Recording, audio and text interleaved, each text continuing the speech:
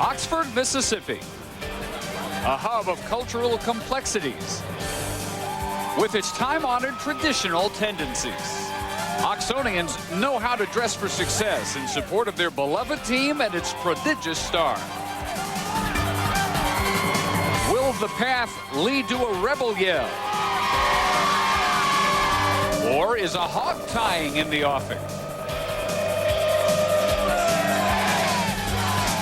Vaught Hemingway Stadium, our site tonight for prime time. ESPN2 football, another Saturday night in the Southeastern Conference, where number 20 Arkansas visits the 5-2 Rebels of Ole Miss, 3-0 in the SEC.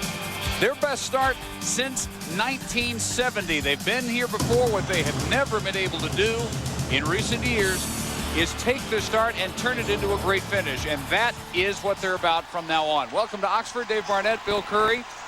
In the 5 years, counting the redshirt year, they've had Eli Manning here. This is the situation they've dreamed of. They have it again. Undefeated so far. How can they stay undefeated? The operative word is again. Yogi Berra said, when you come to the fork in the road, take it.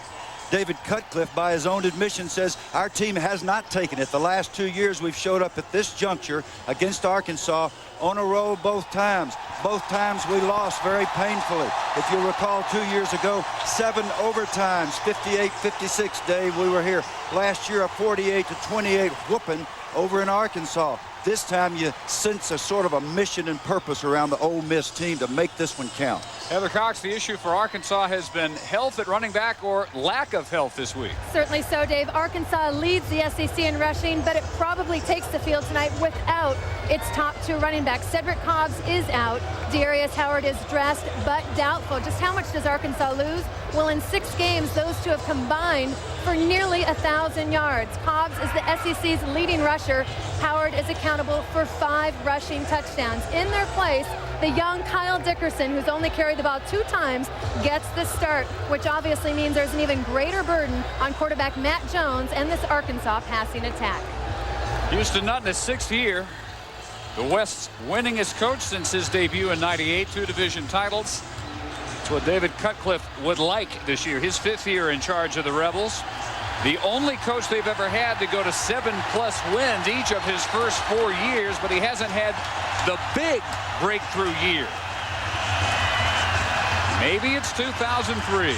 Ole Miss has won the toss and elected to defer.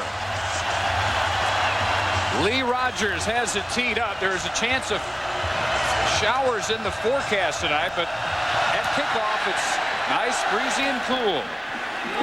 And Rogers guides that one for a touchback. So Arkansas with Matt Jones, the junior running and passing threat from Fort Smith.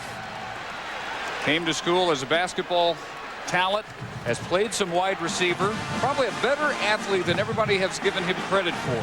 And he took over as the leader at this position in this game here 2 years ago. He guided Arkansas through the 4th quarter and all 7 overtimes in that memorable win. Out of Fort Smith, moved with his mom from Van Buren, Arkansas as a senior so he could play quarterback, and that decision worked out pretty well for him. First pass batted down.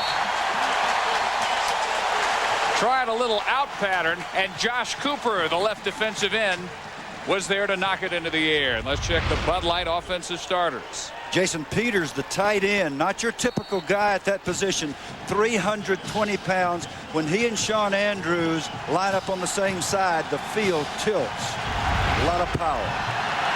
Andrews 6'5", 353 now that he's down 20 pounds or so.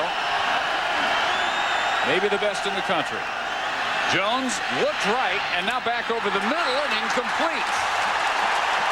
Intended that time for George Wilson, and it'll be 3rd and 10. Von Hutchins there defensively for Ole Miss. Offensive line for Arkansas featuring Andrews, Wright and Bokerman, who are brothers-in-law, and Doty and Lacey. Up front, 5 defensive linemen either limited or out. And this is an Ole Miss defense has been pretty good against the run, but the worst in the country against the pass. Giving up 331 pass yards per game, 117th in the nation. So Arkansas to the air, 3 straight tries. Richard Smith makes this catch, but it's going to be a yard or 2 shy of the first down marker out of bounds. Arkansas decides to test that last in the nation pass defense, and the Rebels hold.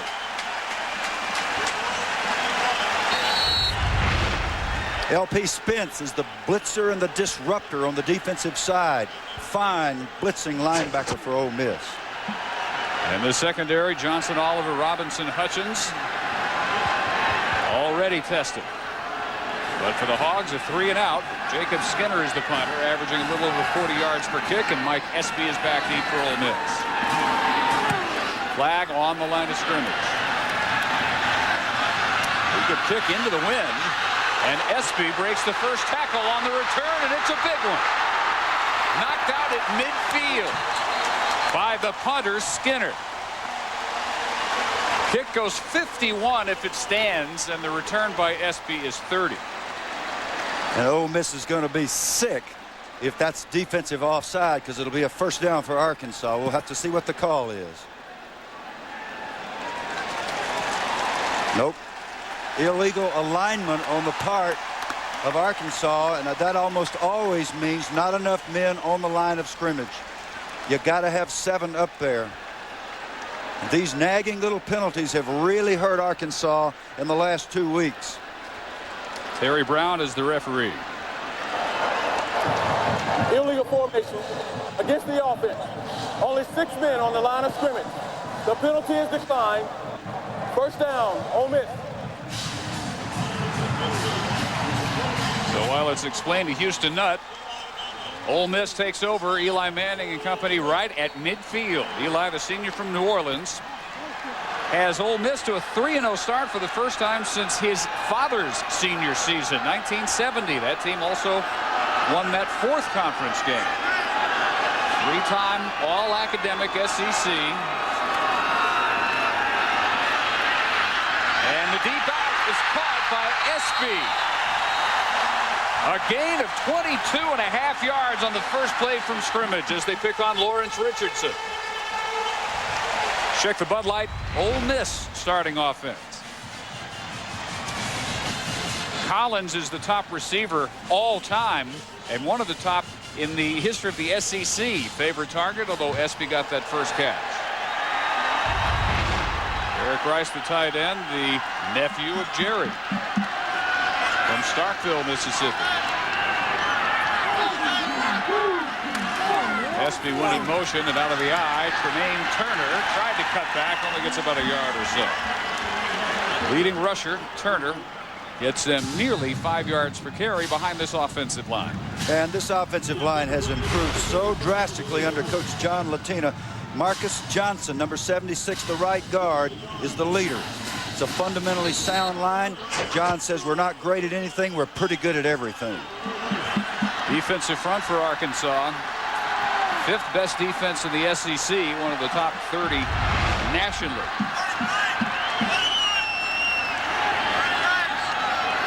Never know who's going to stand up where. You got a stand-up nose guard down there. On this gives to Turner. And Turner fights hard for about 3 more down to the 22. Richardson made the tackle. The linebacking core for Arkansas. Caleb Miller, senior, 3-time academic All-SEC and a 3-year starter, the leader of that group. And in the secondary, the Batman, number 8, Ahmad Carroll, is the lockdown corner. He'll be expected to take somebody one-on-one all over the field, and they'll use combinations on the other side of the coverage most of the night.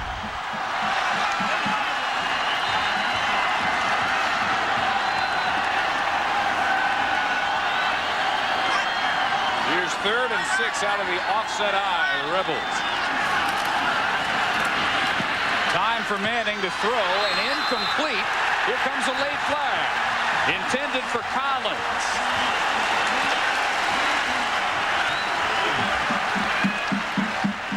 We got Lawrence Richardson and Timmy Beasley, number 1 and number 14, in what is considered by Arkansas coaches to be a fine secondary.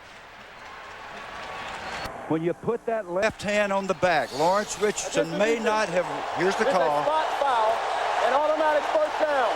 Spot foul, meaning the ball's going to be put at the very spot where the foul occurred. When you put that left hand, he's grabbed the shirt. Okay, that's what they call. I didn't see that the first time Lawrence Richardson grabbed the shirt, pulled him back. They'll call it every time, Lawrence. You got to let go of the cloth, buddy. Good call. That angle showed it. 1st and 10 from the 12-yard line. First time Ole Miss has it. They started at midfield. And good penetration, Caleb Miller. Hog-tied Tremaine Turner in the backfield. You want to call him Aristotle Miller. When you talk to him on the phone, we have conference calls with him. He sounds like a philosopher. He's such a bright young man, excellent student. Goes in the mission field in the summertime every summer. He plays football with great intensity, loves to play. A thinking man's linebacker, if that's not an oxymoron. You know what that means, Dave? It doesn't make sense. He's got his degree in kinesiology. Yes, he does. And a loss on first down to the end zone, and another flag here. They can't cover Collins without grabbing it. Well, I'm amazed at Ahmad Carroll. He's the guy that they count on to cover. Now he's going to act offended. Don't act offended, Ahmad. You grabbed the guy's shirt. You run with him. I watched Ahmad in the warm-ups because I wanted to see what he's a great sprinter, comes out of Atlanta, Georgia. One of the reasons he came to Arkansas is because of the great, here we are, little piece of shirt grabbed right there. We couldn't really see it, but I saw it prior to the replay. Against the defense. That is a spot foul, an automatic first down. The receiver's Chris Collins, the all-time leading receiver at Ole Miss. And Ahmad's got plenty of skill. He can run with these guys. He does not need to resort to grabbing cloth. Now you can see it. There you are. The shirt's coming away from the body. You just can't do that. Beautiful moves by Collins. I went to practice Thursday. Eli Manning completed every single pass. I don't know how many there were, but it was a bunch. Oh, he must have dropped one or two. Nope, not a one to anybody. 1st and goal at the 3, out of the eye. And Brandon Jacobs picks up down to the 1-yard line. Sophomore from Long Beach, Mississippi, with just his 6th carry of the year. When I talk about fundamental football, watch these big rear ends coming up. Watch the feet moving. Always moving toward the back of the end zone. Beautiful job right there by the right guard, Marcus Johnson. Number 4 offense in the country. Tops in the SEC, Ole Miss, and they try and punch in now 2nd and goal from the 1. Extra tight end.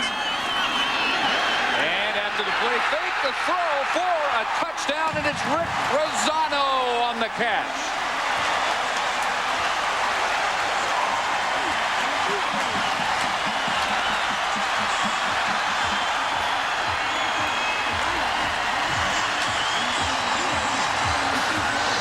And after you pound them and get everybody all breathing hard and getting up in the line of scrimmage to tackle the run, you do a little misdirection, a little boot out there, and a great throw by Eli, which is normal.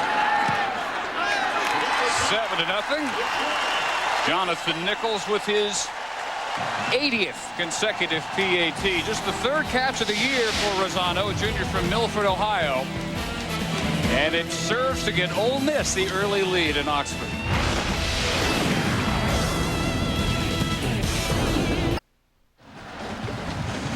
Eli Manning takes advantage of great field position. He takes over at midfield and guides with his 70th career touchdown pass. Ole Miss to a 7-0 lead.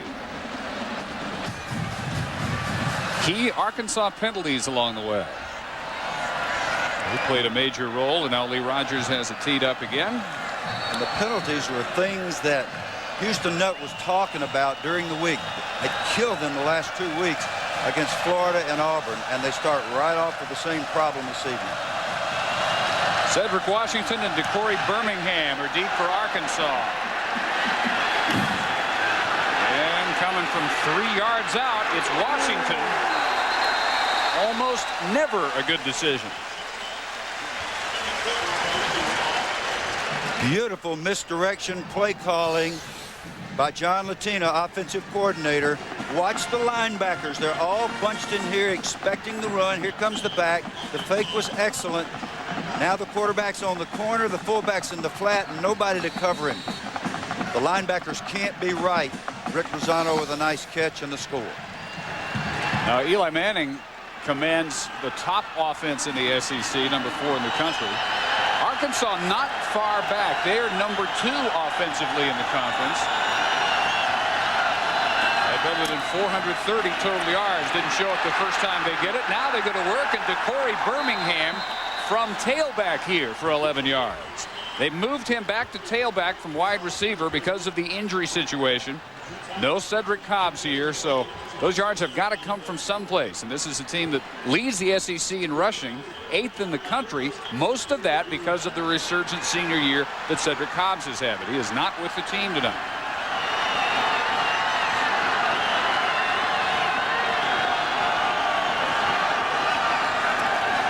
First down for the Hogs. Brandon Holmes nailed by Michael Bozeman, the defensive tackle. And Michael Bozeman's one of the players that the defensive staff was really worried about. He's been injured. Chuck Drisbach, he cut his foot. He dropped a piece of table glass on his foot. They didn't know if he's going to be able to go, but he certainly went on that play. Nice penetration. Important play, 2nd and 10. Arkansas this year has averaged an incredible 6+ yards on first down. One of the reasons they can do that, Jones' ability to scramble. And he sets up a 3rd and about 4. Here is what distinguishes Matt Jones. He's a great big guy, and when he runs, he does not look like he's fast. But when he was last clocked on the 40, he ran a 4.41. Now that's NFL corner speed. Look here. You see people taking poor angles. Justin Wade, most notably, number 51, linebacker for Ole Miss. This guy can really accelerate. He's 6'6", 237. You really don't expect that kind of speed from that body. Flag is down. Jones on a 1 tackle. Out of 2, gets a big block and fights his way for a couple of yards. But remember, the flag way back across the line. Finally, Travis Johnson chasing down the Arkansas quarterback.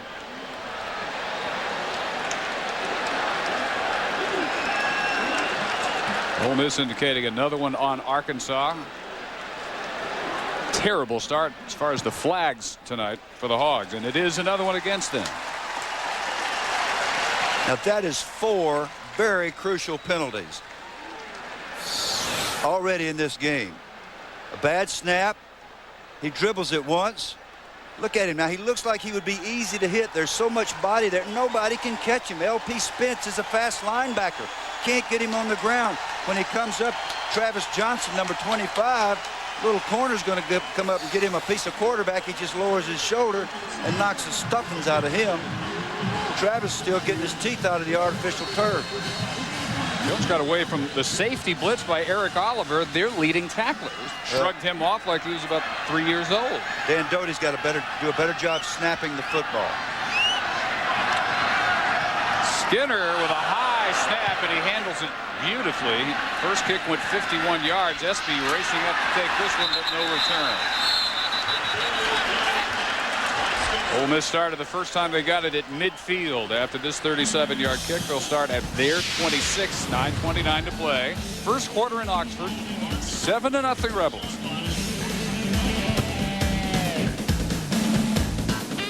College Football Saturday, brought to you by Subaru, driven by what's inside, and by Circuit City. We're with you. Vaught Hemingway Stadium, newly remodeled, and gets 60,000 plus in here. Tomorrow night, Priest Holmes, Dante Hall, the Kansas City Chiefs hoping to remain undefeated as they host Drew Bledsoe, Travis Henry, and the Buffalo Bills. Bills Chiefs Sunday night, 8:30 Eastern, also available in stunning high definition on ESPN HD. Call your cable operator and DirecTV. NFL Primetime presented by Miller Lite starts at 7:30. Ole Miss, second possession. 26-yard lineup, 7-0. And Manning over the middle. Good for about 15 yards to Tay Biddle, getting 17 yards. And let's check in with Matt Weiner. Taco Bell takes us to Tuscaloosa, where Tennessee and Alabama swapped touchdowns in the first overtime. On to round 2 we go. Tim Castile, 12-yard touch, tied up by 7. The Vols convert on 4th and 19. And then it's Casey Clausen, a little fortune there, tipped to James Banks. We're headed to overtime number 3. Yes. Well, maybe they get the 7 overtimes still.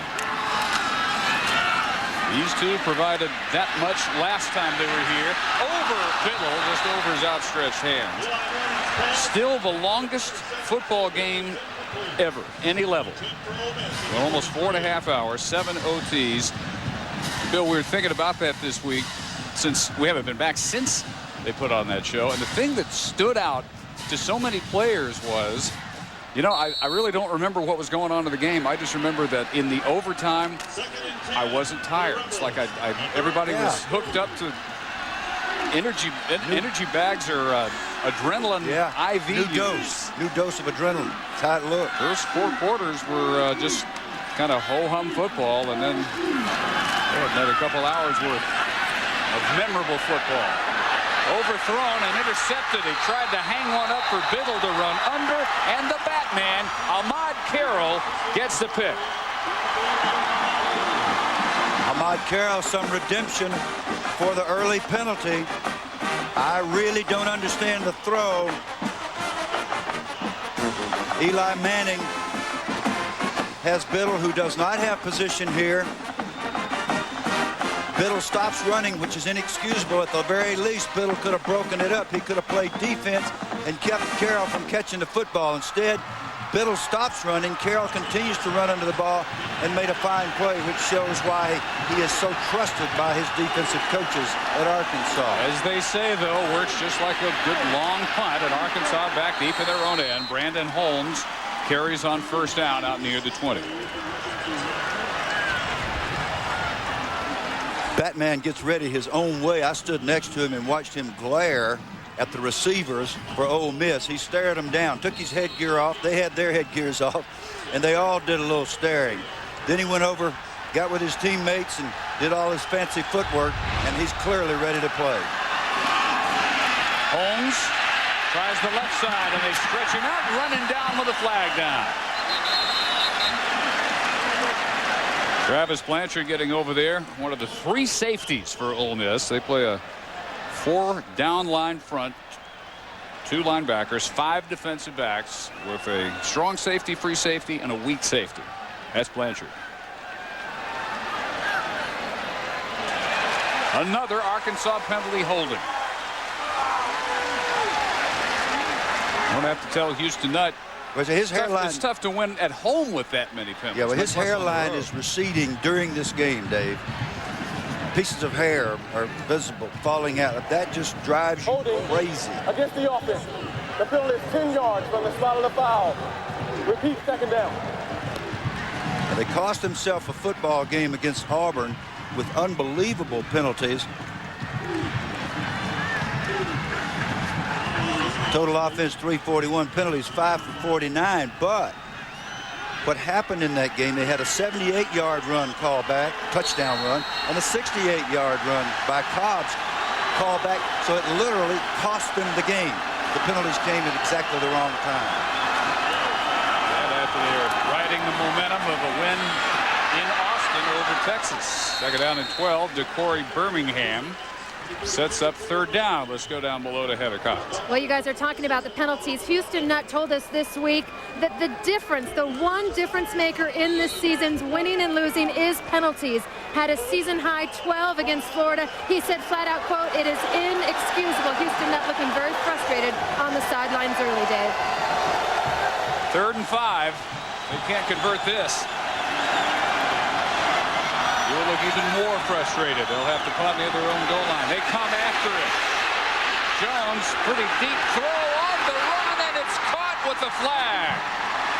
Amazing job fighting off the defender and maybe the flag by George Wilson, the senior wide receiver from Paducah, Kentucky. George Wilson, the brother of Keo Wilson, a fine player for us at Kentucky when I coached there.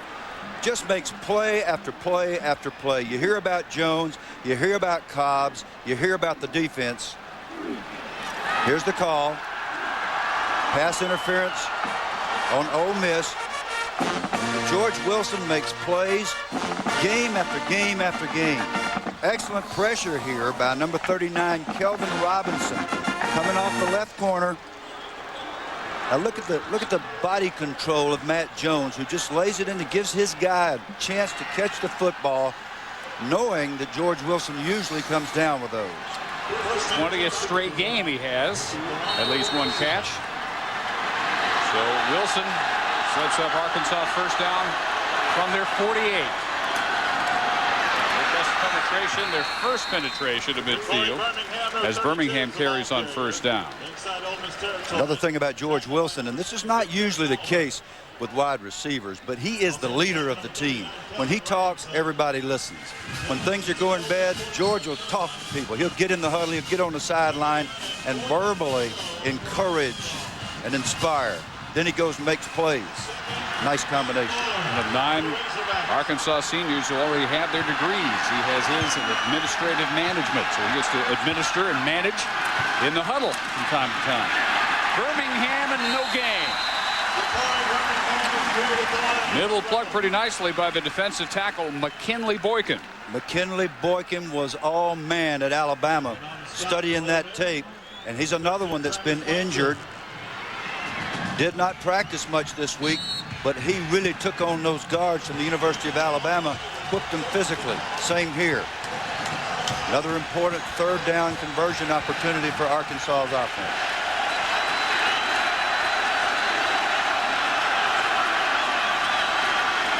To the air. And caught by Richard Smith. Arkansas has 10 yards and another first down. Bill, if you get Matt Jones out there alongside Eli Manning, and they have a throwing contest, and you're judging them on fundamentals and form, Matt Jones may not win a single category, but that's not what they're down there being judged on. How they move the chains, how they get on the scoreboard. I think that this matchup is the most fascinating matchup of quarterbacks that we've seen this year. Yes, 2 different styles, Dave. Practically won it here 2 years ago single-handedly with his running, every bit as much as his passing. And another nice first down burst, Brandon Holmes. Now this is the Arkansas that's used to getting 6 yards on average every first down, and the play calling gets real easy after that. And watch Jared Hicks, number 86, who went in motion, turned, came back across, and makes what we call a log block right there on LP Spence, the blitzing linebacker, and opens the hole for Holmes.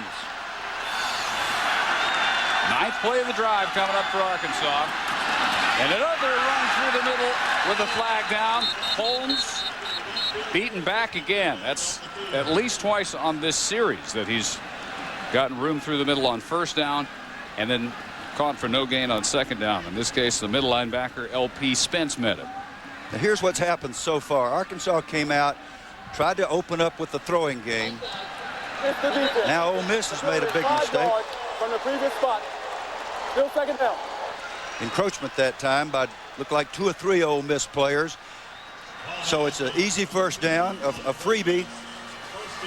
But once Arkansas realized that they weren't going to throw the ball consistently, they started, well, let's just try our old bread and butter, even though we don't have our first 2 tailbacks. And lo and behold, progress.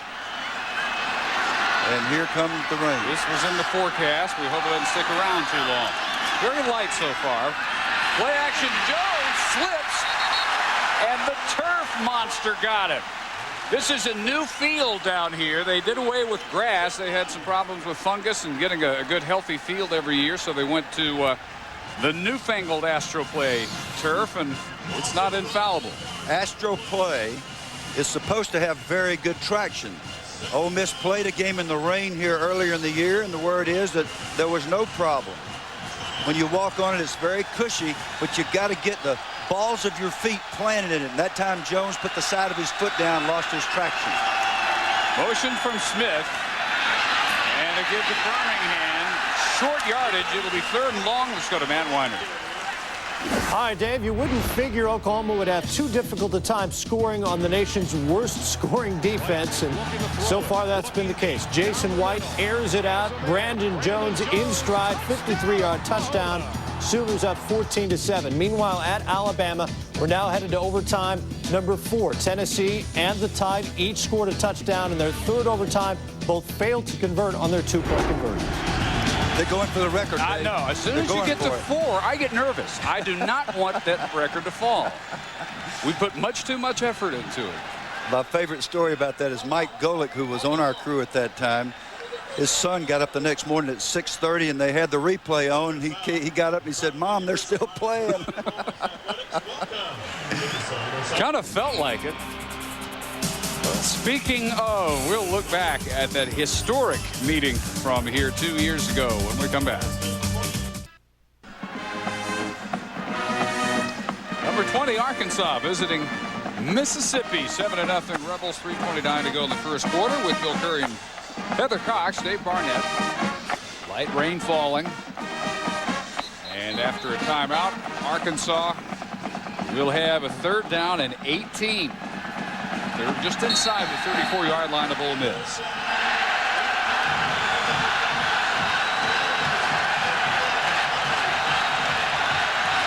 Jones 3 out of 5, 49 through the air so far. They triple stack their wideouts on the right side. Jones sacked again, back near midfield. Jamie Mitchell up from defensive end, a sophomore from Jackson. Jamie Mitchell making a big play with a little help from his friends. In fact, Jesse Mitchell, 95, was the other defensive tackle that wasn't expected to play, and he's right there. Look at the relentless pursuit, and they finally got the elusive Matt Jones on the ground. Easier said than done. Promising drive until now, a 4th and 33 punt for Jacob Skinner.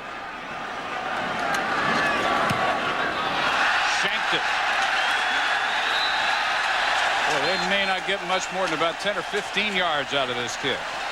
Marked out at the 35, 14 yards. Skinner, a true freshman out of Texarkana, Texas. 2 years ago, Arkansas at Mississippi. No one had any idea the kind of show we were in for that. Goal from the 4. Stumbles after the snap, fires complete, touchdown. Pursued Maywood. 4th and 1. Cobb bounces it outside to the 10 to the 5. Touchdown. We were only beginning. A lot more where that came from. Manning out of the gun. And a handoff.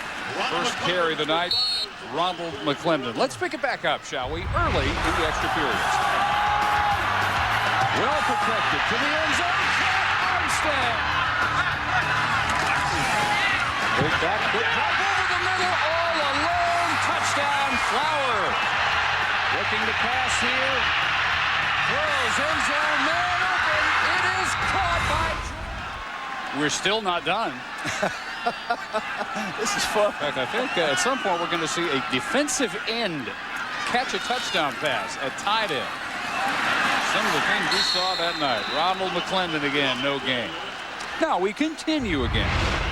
Manning throwing, middle, they didn't get it. Arkansas wins. Jermaine Petty, number 40, the big middle linebacker. He had some energy left. Jermaine. The longest football game ever Arkansas played, and the 2nd longest last year. And at least 4 overtimes going on right now, Alabama, Tennessee. Selfishly, I want the record to stay in our hands. Sorry, that's just how I feel about things. Do you think they'll have an asterisk by our names if we can hang on to that record? No, I checked. We were still alert. I tried to get one put in there. We were still alive. We didn't have the kind of energy Jermaine Brooks did, though. That Jermaine Petty, that middle linebacker, that made that marvelous play and then got up and ran about 1,000 yards around and around the field. I was standing here talking about how exhausted all the players were. Well, they were through 4 quarters, and then the adrenaline kicked in. Youth is sweet. It was 2 completely different games. Ridgway gets off pretty good kick, sideways hop, and killed it to 27.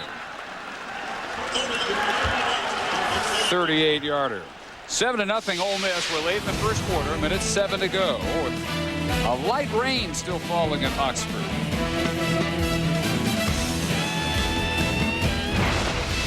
Call now. Welcome to the Grove. We're on game day. 25,000 fans can be found here on this 10 acres of lawn in the heart of campus. And unofficially, this is the nation's best dressed tailgate party, and it's done in Ole Miss style, infused with Southern charm and tradition. This has been a side of pregame tailgating for over half a century. Welcome to Tailgating's High Life. Yeah, a little early it was nice and dry. Since then, a light shower has blown through, as had been predicted. Some of those people are still out there. They don't realize the game has started. It's one of the advantages of the Grove. They love it. Arkansas from the 27, trailing 7-0. First down on the ground, stuffed. Birmingham knocked backwards. Justin Wade, outside linebacker.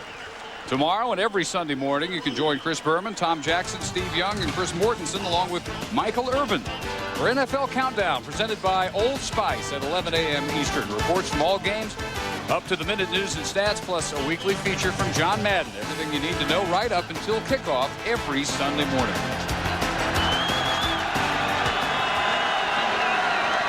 Birmingham loses 2. 2nd and 12. Jones pump fake. Now lets it fly. And George Wilson caught immediately at the 30. So the Ole Miss coverage is pretty good. It's going to be 3rd and long. What I'm seeing from Arkansas, watching their last 2 games and watching tonight, is a team that begins to press. Uh-oh, this is not good. George Wilson limping off the field. They're going to need him. So hopefully for Arkansas, it's minor. We'll get checked between quarters. End of the first quarter, Vaught Hemingway Stadium.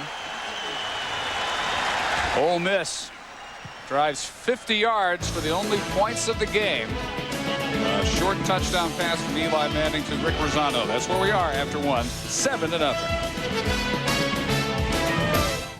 Monday Night Countdown delivered by you. Rain continues to fall here in Oxford. 7-0 Mississippi as we start the second quarter. It's warm. It's very pleasant until it got a little wet midway in the first quarter. But we're hoping it'll blow through. Arkansas's problem right now, 3rd and 7. They have not been able to move the ball on the ground. Matt Jones twisting one deep, underthrown, almost picked off. Travis Blanchard got back there deep. Travis got back there, but so did somebody else. I couldn't see who his teammate was that tipped it away from him, but you can't not tip the ball because you feel like you hope your brother will catch it. Too good a defense that time from the Ole Miss secondary. And what happens to Arkansas, I started to talk about this a moment ago, as the frustration builds through the game, they start to press and make more mistakes. That's been my observation the last 2 weeks. Ole Miss coming after the punter, and Skinner gets off a pretty nice one. It is bobbled and ends up out of bounds. Mike Espy over there at the 28. Kick went 43 under pressure. ESPN2 game track. Ole Miss leading 7-0, but not much in the way of offense. They only had to go 50 yards for their touchdown, and this was on that play action fake for Rosano. Later that same quarter, Ahmad Carroll come away with the interception.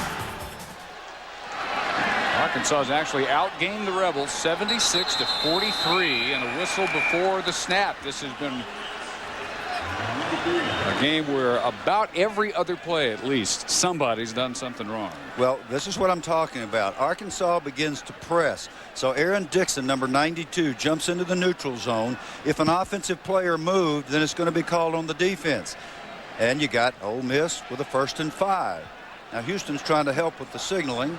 Prior to the snap, false start against the offense. Movement in the offensive line.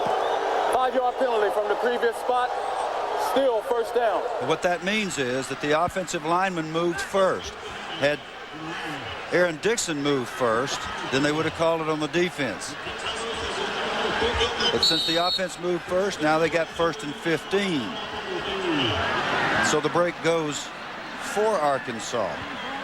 But as they continue to, the frustrations mount, they will continue to make more and more mistakes if they hold true to form, and that's not what the coaches want. Eli Manning leading the SEC in passing and total offense. Short toss behind Bill Flowers and incomplete. In the last 2 meetings with Arkansas, Eli's had 2 of his best days. 312 yards and a school record, 6 touchdown passes in that 7 overtime classic 2 years ago. Last year, in a loss, he set the school record with 42 completions and had his career best 414 yards. That was because they spent so much of the day behind, they had to throw. So far tonight, this does not look like that offense or the one I saw this Thursday. Not the number 4 offense in the country so far. And they under some pressure and intended to get that one to Rosano, who has the touchdown. It spent an awful lot of time batted in midair, close to being interceptable. It'll be 3rd and 15. Elliott Harris, number 98, doing a nice job.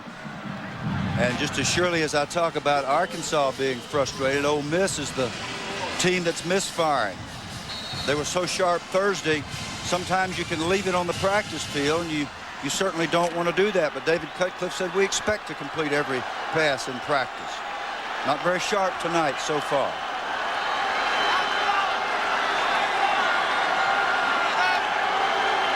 Ole Miss with 3 wides. 3-man Arkansas rush. And Manning will step up and keep. Caught in the open field, 5 yards shy of the 1st down by Jeb Huckabee. You remember when you asked David Cutcliffe how he feels when Eli breaks the pocket? You remember you said, "What are you thinking?" Cutcliffe cleverly responded, "Just get on the ground as fast as you can." I don't care if you make a 1st down or not. Let's live the fight another day. So 3 and out again, Ole Miss, and Arkansas's defense settling in. Holding the Rebels to just 54 total yards so far. Ridgeway gets off a beauty. And a chance to down it at the goal line, not quite. And guess who that is covering that punt? 65-yard punt, and Chris Collins got the closest. That's right. That speaks to the special teams emphasis at Ole Miss. The leading receiver in the history of Ole Miss football is covering punts, and he covers them well. Close, not quite. Early in the 2nd quarter, Eli Manning bogged down offensively, but still just a 7-0 lead. The way I dunk on you is going to look unorthodox. Rated E for everyone. About 60,000 or so battling the elements a bit. As the rain continues, Arkansas will start from his 20. Trailing 7-0. Arkansas had the signature win in Austin over Texas. They've struggled since then. 1-2 in SEC play. Losses to Auburn and Florida. Ole Miss still without a loss in the SEC West. And trying to take advantage of that start with their usual tough finish on the schedule. That is Ryan Sorahan, who gets in, goes immediately to George Wilson, and Sorahan, the backup to Matt Jones, is complete. Let's check in with Matt Weiner. All right, Dave, after a delay because of lightning at LSU, Auburn and the Tigers are at it in a game that will have a lot to say about the SEC West. Bayou Bengals right to it. Matt Mock to Devery Henderson, 65 yards. LSU up 7-0. They're in overtime number 5 at Alabama, by the way. 5, that's too close. Dave, they might get it. That's too close. Sorahan to Corey Birmingham. Now, Ryan Sorehand's a senior. A couple of years ago, it looked as if the quarterback job would be his. He eventually lost it to Matt Jones. They had kind of a three-man battle at one point after getting Sorehand from Foothill Community College in California. Originally signed with Cal, then San Jose State, finally ended up in Fayetteville. He's played a little of all 6 games so far this year. With 46% of his passes, giving Matt Jones a series off. Jones every now and then will slip into the lineup at a wideout. Always something you have to watch for. Sorehand running out of room as he throws it away. Josh Cooper providing the chase. Arkansas schedule the rest of the way. Optimism so high after the 38-28 win down in Austin, knocking Texas out of the top 10 and getting Arkansas eventually into the top 10. We'll have them in Lexington next Saturday night against Kentucky, and then South Carolina, New Mexico State non-conference, Mississippi State. And ever since they've been an SEC member, the traditional season closing game with LSU. And that'll be in Baton Rouge this year.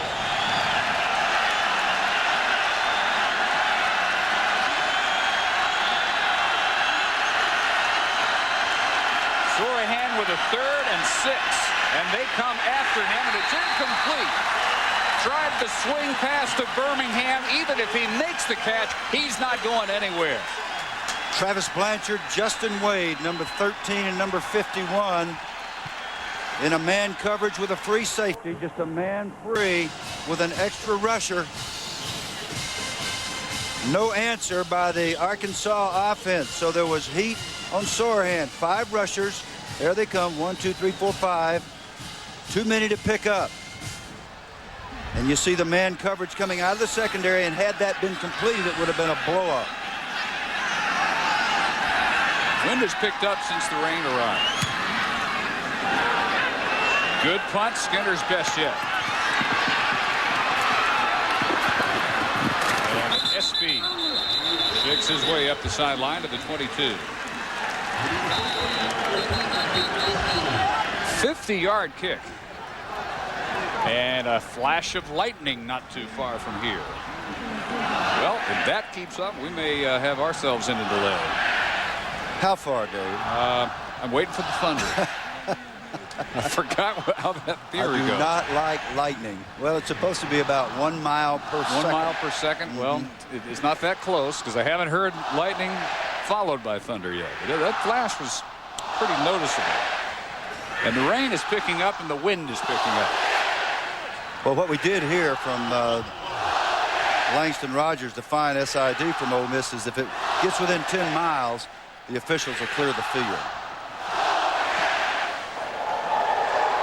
During the kick, holding against the receiving team, we'll have post-scrimmage kick enforcement. The penalty will be 10 yards from the end of the kick. First down. Well, wouldn't you know it, 2 high-powered offenses, the best 2 statistically in the SEC. And we're in a penalty-dominated, defense-dominated first half.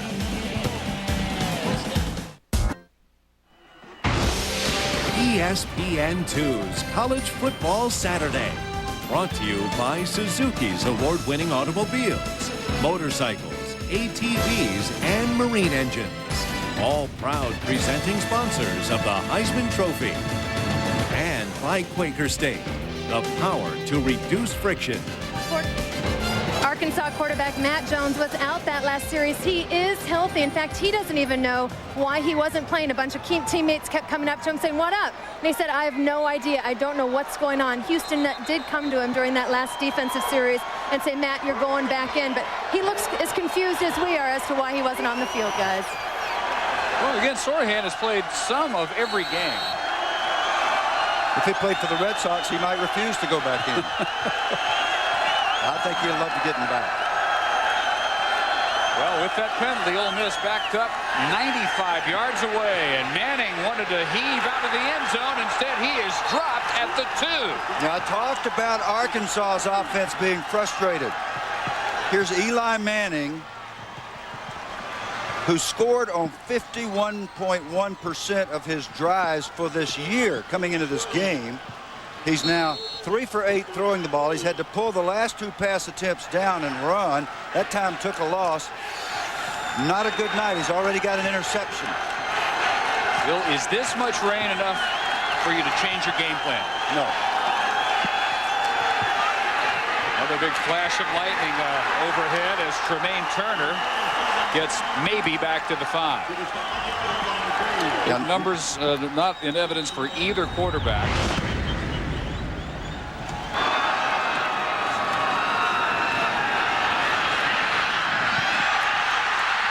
Probably the best throw yet by Manning. This was the one for the touchdown to Rosano.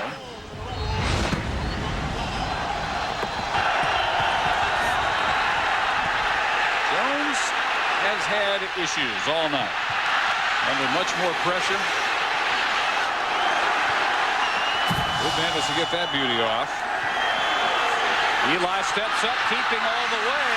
Should have the first down. He's got it out at the 17. Great quarterbacks do whatever it takes. This guy is not just an accurate passer. If he's having a night that's not his best, then he's going to do something to get his team out of the shadow of the end zone. In this case, he sees some nice open green. He tucks the ball, puts it away.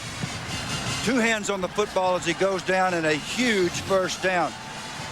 In answer to your question, Dave, they will keep throwing the football in the wet. It should be an advantage for the offense, believe it or not. That last one, like Archie used to do it. On the ground, if necessary. On the ground here, no gain. Well, each of the Mannings, Archie, Eli, Peyton, each has advantages and strong suits. When he busts out of there and runs, he doesn't look quite like Archie. Archie was running about 4.5. Eli's probably got about 4.9. But he made the first. Sam Olajibutu, middle linebacker, up to stuff that last run for no gain. 2nd down and 10. Ole Miss again out of the eye. Olajibutu picked up on the blitz this time. Hit from the reverse side, though, and the ball is loose. Arkansas recovers. Jamar Gallen. One blitz too many for Eli Manning. Eli Manning does not see the corner blitz coming off the open side. He's going to come from the right side of your screen. There he comes. He's coming from here. It's a corner blitz. Quarterback is expected to see that and compensate. Marvin Jackson cannot believe his good fortune, and he literally pounces on Eli and knocks the football loose. Jamar Gallen recovers it right there at the 12-yard line. Arkansas with its first huge break of the night and a chance to tie it. Then they go to Brandon Holmes off tackle for first down. The pile still moving about 5 yards.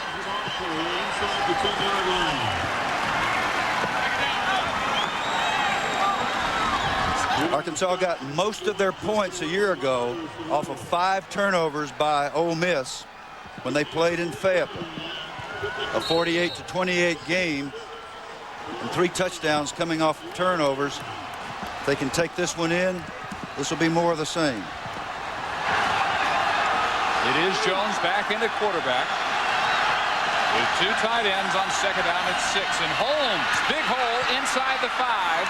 It'll be 3rd and 2 for the first down and 5 for the touchdown. Let's hear quickly from Matt Weiner. Dave, I'm happy to report your 7 overtime experience is safe. It only took 5 for Tennessee to win it. 4th and 2 for Bama. Last gasp foiled, and the Vols win it by 8. See, Bill, you just got to believe. They'll never get us. You know, maybe if that's how we believe. It's held up for 2 years now. Last year, 6 overtimes, Tennessee, Arkansas. I will admit to being worried. Tennessee seems to be our biggest enemy in this regard. You think they do that on purpose? 2 major challenges. Sunday Night Football, Priest Holmes and the Chiefs. Drew Bledsoe and the Bills, 8:30 Eastern. That's also available in high definition, ESPN HD. All starts with NFL Primetime, presented by Miller Lite at 7:30 Eastern. Good Sunday night football matchup on ESPN. So 3rd and 3. What are the Hogs going to do? They're going to do what they do, which is run it. And it's Holmes. Keeps that pile moving. Some strong legs, and he's down to the 1, and it's 1st and goal from there. Brandon Holmes, who is back to running back after playing some defensive end. But he's played quite a bit of running back in his Arkansas career. He's a senior from Atlanta.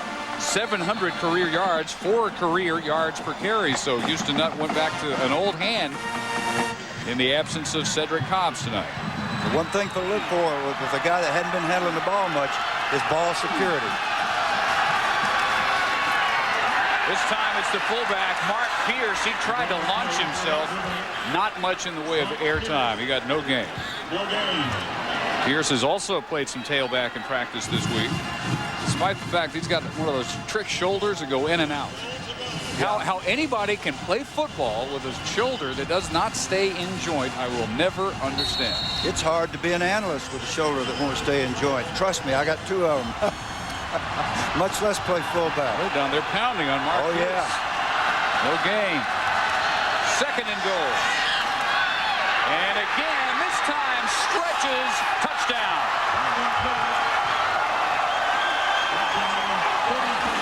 That's just plain old belief in your O-line. Getting in there down and dirty. Down there where it's nasty. It's great fun for the lineman, everybody but the center that has to handle a wet ball and make sure he gets it up. Bo Lacey, number 75, the left tackle. Nice surge here. Knocking the blue shirts back. Ole Miss has been salty all year, but they got knocked back on the goal line. Chris Balsero ties it at 7. So in each case, a short drive for a touchdown, and Arkansas takes advantage of the fumble recovered by Jamar Gallen. Eli Manning sacked deep in his own end, and Houston Nutt sees it turn into a 7-7 game.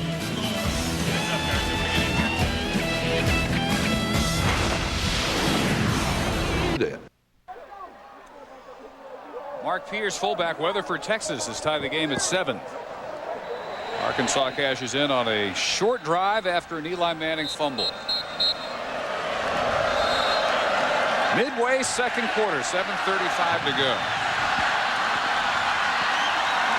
Game that the last couple of years has really been the milestone game for Ole Miss. Ole Miss generally has a pretty good record to this point in the season, but they have not had strong finishes lately, although they've become accustomed to finishing in bowls and right around the 7-win mark. They have higher expectations, this being the senior year for so many of their stars, including Eli Manning. Yeah, they got 11 of them that are in their 5th year that came in together, and Eli really felt obligated to stay with them. One of the reasons he stayed, and a good one.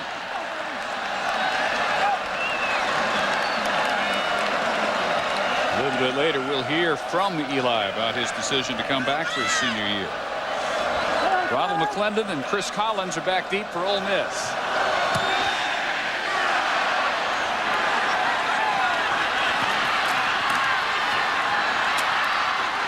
Collins with a return to the 24, and let's check in with Matt Weiner. All right, Dave. Well, Oregon State could really muck up Washington State's Pac-10 plans with a win in Pullman today. And in a 15-14 game, Derek Anderson throws it up, and fortune smiles on the Beavers. Tipped, Mike Hass takes it 65 yards. They've tacked on a field goal. It's now 25-14. Number 1, Oklahoma in Boulder and up by 10 at the half, 17-7. Jason White, 114 yards and his 23rd touchdown of the season. And just what Arkansas cannot take any more injuries to running backs. This is Brandon Holmes, who moved, as we said, back from defensive end to running back because they were so depleted at that position this week. And sometimes you just cannot believe it, and it seems to focus on one position, and every team goes through this periodically. You lose 5 centers in a training camp, and you can't even practice. You ain't got anybody to hike the ball, or you lose all your running backs, and then you do have to alter your offensive thinking. DeCorey Birmingham moving in from wide receivers. There was a heck of a shot. It's hard to tell how he was injured. It was just a good, clean block. Well, Brandon getting helped up, headed off. 7 minutes and 20 seconds to go in the first half, and we will hope to see him again in the 7-7 time. Opened in 1848, Ole Miss now enrolls 15,000 students on 4 campuses. The main campus in Oxford, home of the late Nobel Prize author William Faulkner, continues to be an incubator for writers and literary scholars. The Center for the Study of Southern Culture is located here, as are 20 research centers conducting more than $114 million in research annually. It's what makes the University of Mississippi a great American public university.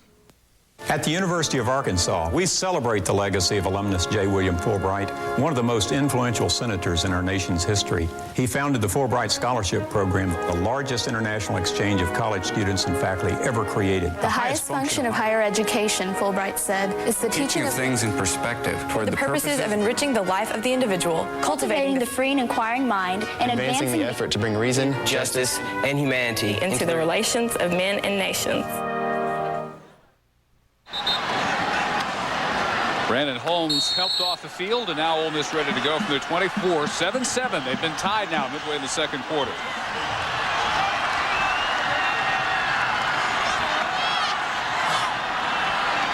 Undefeated in the SEC, trying to stay that way. Short toss, negative yardage.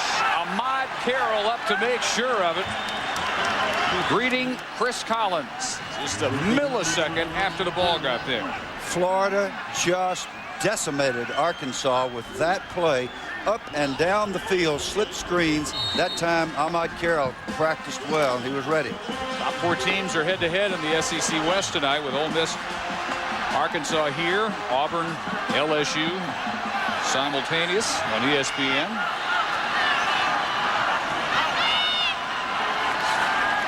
Both being played in rainy conditions tonight. Manning spinning away from trouble. Another flag as he shovels it out of bounds. That time, Jeb Huckabee providing the pressure. One of the things that's happening is that the O-line for Ole Miss can't protect Eli Manning. There's somebody in his face from the front 4, or even with a 3-man rush. Jeb Huckabee did a nice job there.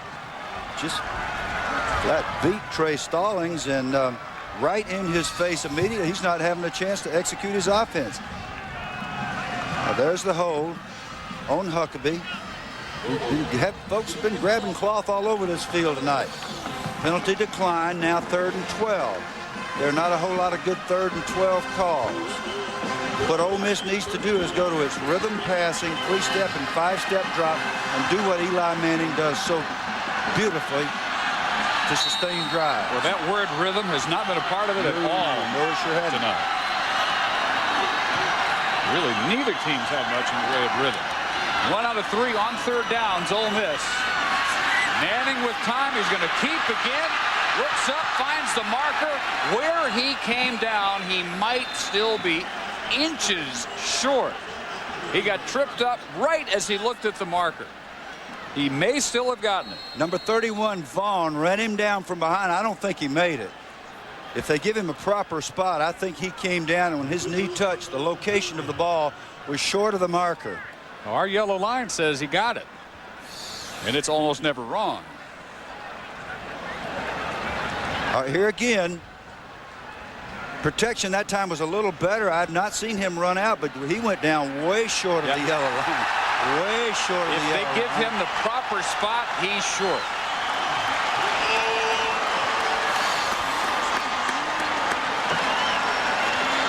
Well, they gave him the 1st down spot.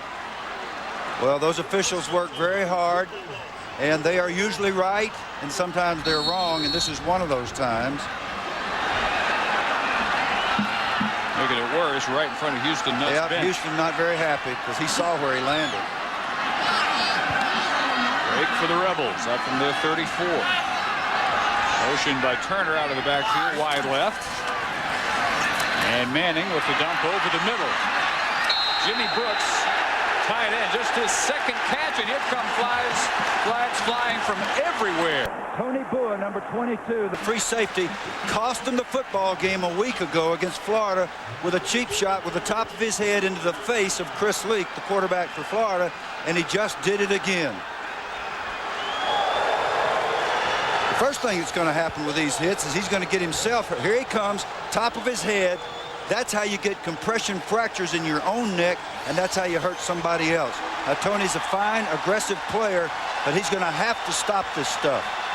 But that's 2 weeks in a row, not only a threat to himself, but he's costing his team. He cost his team a game last week. At what point, as a coach, do you say, no more? You can't go back on the field. Well, I'm sure that's already been said to him, but it ain't working.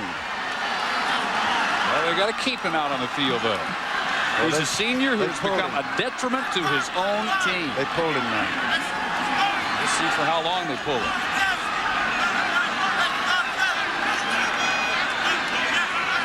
43-yard line of Arkansas after the flag. And Manning incomplete, throwing for Eric Rice. Eric, the nephew of the great Jerry Rice. And that's why Bua ends up on the sideline, and you would hope for a good long while. Now, this is an amazing thing. The knee is here. The ball is here. The first down is here. And what a huge mistake by the SEC officials, who do not normally make mistakes like that. Ole Miss drive still alive and well.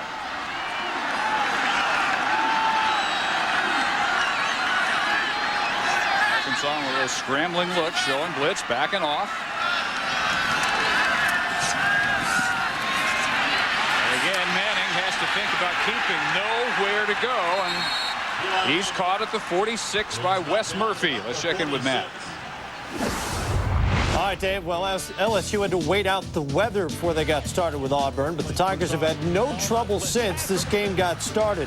Matt Mock to Michael Clayton, 18 yards up and over. They've tacked on another touchdown. LSU up 21-0. Maybe LSU has its bad week out of its system. Losing at home to Florida. Mississippi beat Florida. Arkansas can tell you that, losing at home to the Gators. 3rd and 13. Ole Miss has gotten an awful lot of help on this drive from the officials and from Tony Bua. Can they continue to take advantage? The catch by Espy right again at the marker. But did he get the first down? First indication is no. Now, Mike Espy is a sophomore, but he's a veteran receiver. He knows where the first down marker is. He has to get the first down. He has to get to it. So he comes down with the football. This is the second time tonight that a wide receiver has cost Ole Miss in a very big way.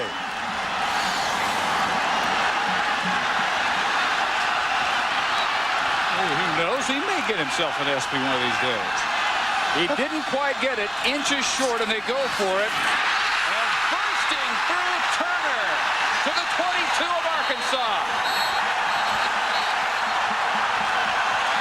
This is the John Latina offensive line work. He says we're not great at anything. We're pretty good at everything. You got to knock people back. Look at the movement. Look at the big hole. Nice job with the lead block by Lorenzo Townsend, number 33. Tony Bua's back in there. Big offensive line. Yes, Tony Bua back on the field. They desperately need him under control. That is obviously not a deterrent. When he only sits a couple of plays, it has not changed his behavior. Well, we'll see. The march continues. 9th play of the drive. Play fake. And Manning looking end zone. For Collins, he had to overthrow everybody. I'll tell you what's happening. I'm surprised at two things. And Arkansas is just going to continue. Ole Miss has not been able to consistently protect Eli Manning with a 4-man rush. And in the secondary, the linebackers, corners, and safeties have been able to cover all the receivers so that Ole Miss is not getting that little slither of opening. That's all you need for Eli Manning. What that means is they've got to improve their execution, because that's the way they're going to win this game if they win it. Rhythm passing. Eli 6 of 14, 58 yards. That's about as well as you can do against him in almost a full half. Handles the low snap. In the hands of Espy. And fights his way down to the 17, dragging Lawrence Richardson. Now, that is what I was talking about. When I talk about rhythm passing, what you just saw was a 3-step drop, 1-2-3 set throw to the receiver before he breaks. Espy breaks, the football's there. There's nothing you can do about it as a defender when it's executed that well. This is the first really big 3rd and 4 of the evening. 3rd and anything. Ole Miss needs this badly. Espy, son of the former Secretary of Agriculture under Bill Clinton. Complete down to the 10-yard line. Kerry Johnson, his first catch. He had a touchdown last week. He sets it up. 1st and goal, Ole Miss. Let's watch this again. Kerry Johnson running a precision route. Just a little arrow into the flat. He's going to run this way. As his head comes around, the football is perfectly thrown. That's called rhythm. Tony Bull with a good clean tackle, no headshot. Perhaps it has affected his behavior. 1st and 10, not quite goal, a little bit outside the 10. This drive continued on a poor spot back around midfield. The Rebels take advantage of it as the lightning flashes up overhead. Tremaine Turner carries down inside the 9. But this is an offense that leads the Southeastern Conference in the number of times it scores relative to the number of drives it gets. 51.1% of the time coming into this game, this team scores points on drives. Number 1 in the SEC. And they've been terrific in the red zone as well.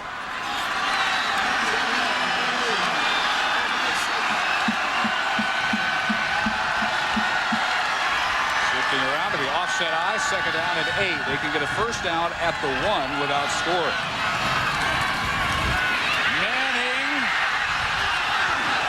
Under pressure from Justin Scott, somehow manages to avoid the sack.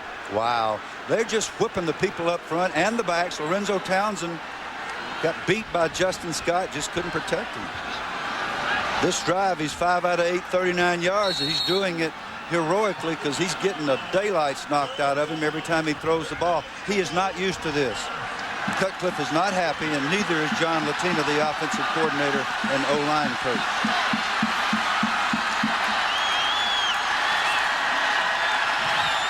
And we go back to the shotgun and 4 receivers, 1 to the backfield, 3rd and 8. Whistles on the swing pass, which was intended for Brandon Jacobs. Now, Ole Miss has been 91.7% points when they get inside the 20. That's the good news. Let's listen to the call. Prior to the snap, ball starts against the offense. Movement in the offensive line. The penalty is 5 yards from the previous spot. Repeat, 3rd down. Bobby Harris, sophomore from Decatur, Georgia, number 75, a little anxious in the red zone now. The bad news is only 20 of these scores were touchdowns, 14 were field goals. You need to score at least 70% touches when you get down here. Whole different deal now on 3rd and 13. And again, flags and whistles.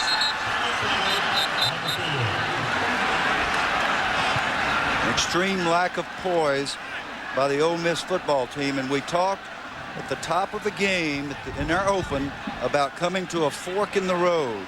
This is a fork in the road, and the poise has not been present for Ole Miss.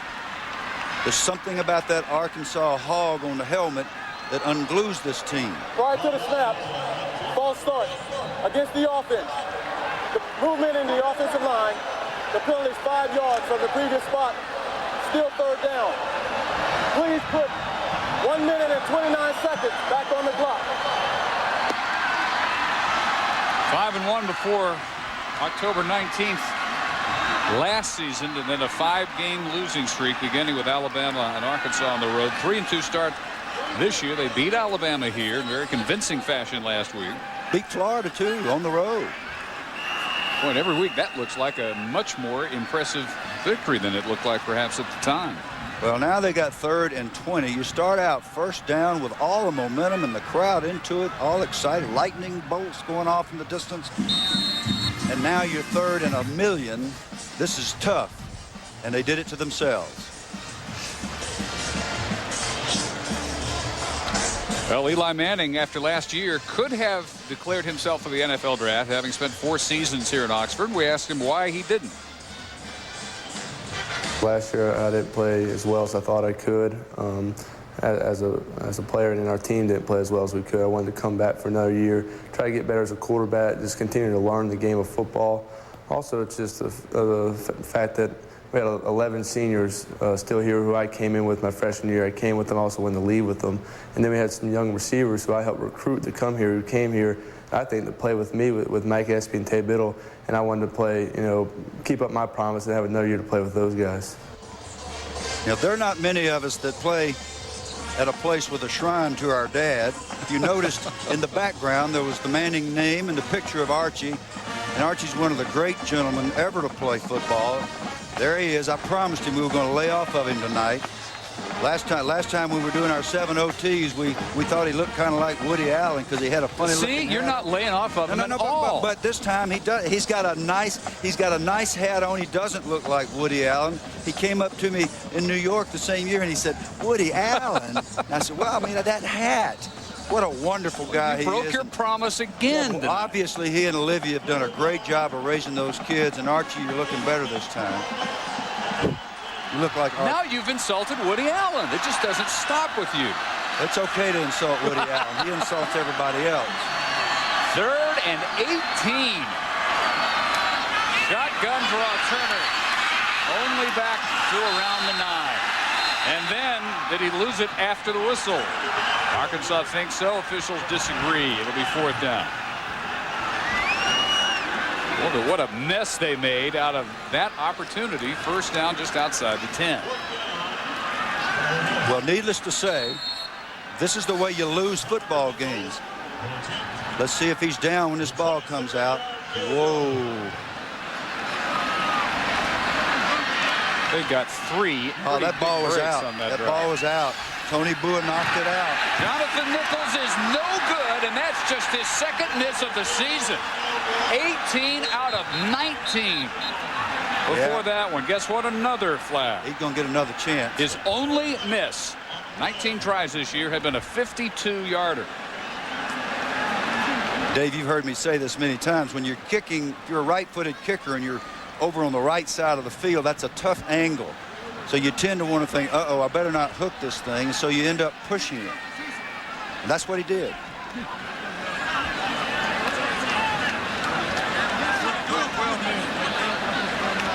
Something very odd going on meteorologically. As the rain subsides, the lightning becomes greater. Illegal substitution against the defense. The penalty is half the distance to the goal. Remains 4th down. Well, there's just no end to the breaks that Ole Miss is going to get on this drive. Well, Ole Miss tried to give the drive away, and Arkansas, no, I'll tell you what, we'll give you another shot. You missed the first one, we'll let you try it again. See that hog leaving a little bit too late. He did a really nice cartwheel, but they didn't give him credit for that. No style points.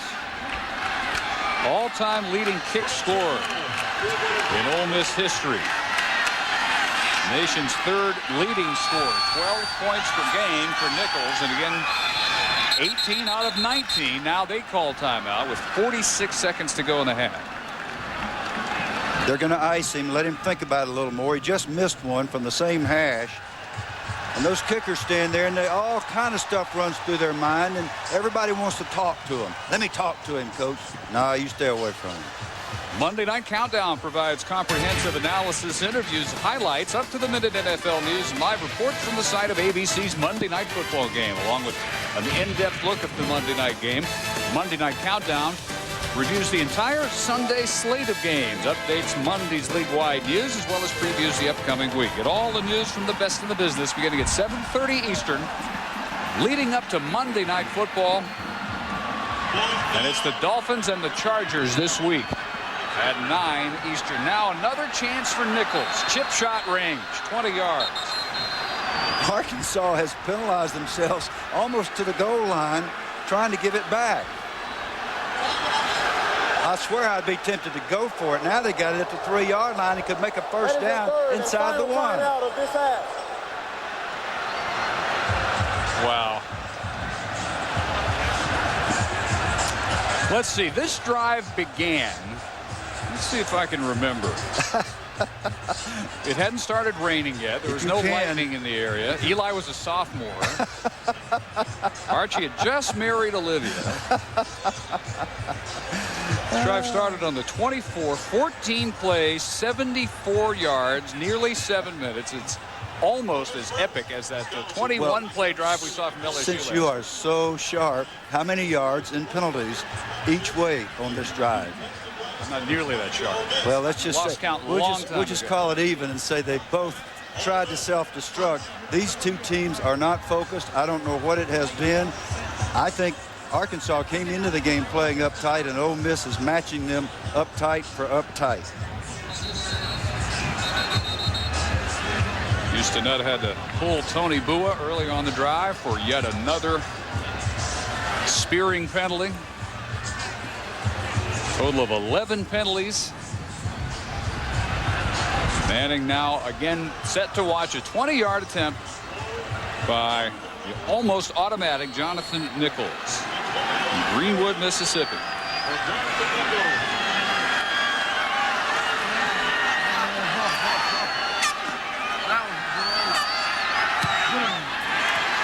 Don't give him too many second opportunities. He doesn't need that many. He nails this one with 42 seconds and a half, 10-7 Ole Miss. Where do you even begin to recap the key plays on that drive? Stops, starts, whistles, flags. This was one of them, though, the scramble by Eli. And the favorable spot where it appeared he was a good foot short. That kept it going. This was the too many men on the field penalty that wiped off the missed field goal by Nichols. Yeah, with a 9.6 on the cartwheel. I've never seen anybody do that before when they're trying to get off the field. Never. That was amazing. Those two plays break our tie, 10-7. Arkansas, Ole Miss, 60,000. Most of whom are still here. It's been raining from the middle of the first quarter on, although the rain looks like it's just about quit. Just kind of a light mist at this point. But again, as the rain subsides, the lightning gets even fiercer up overhead. But Heather Cox knows nothing about bad conditions. All she knows is she's down there for the duration. Has no fear. Heather's tough. It's certainly wet down here, but getting a little bit dry. The lightning does seem to be an issue, you guys. About an hour north of here, they had a 2-hour lightning delay. It hasn't made it our way, but it might in the second half. Yeah, hopefully it won't make it our way.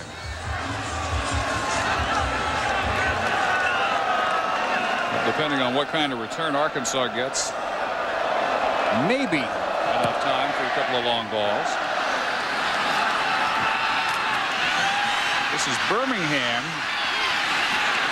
only to the 23.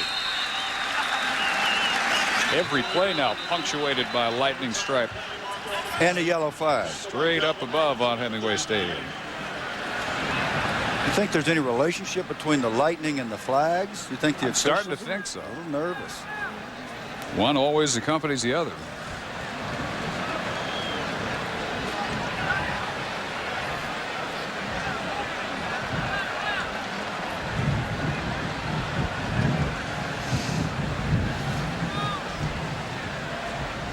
I can't imagine what we're talking about here.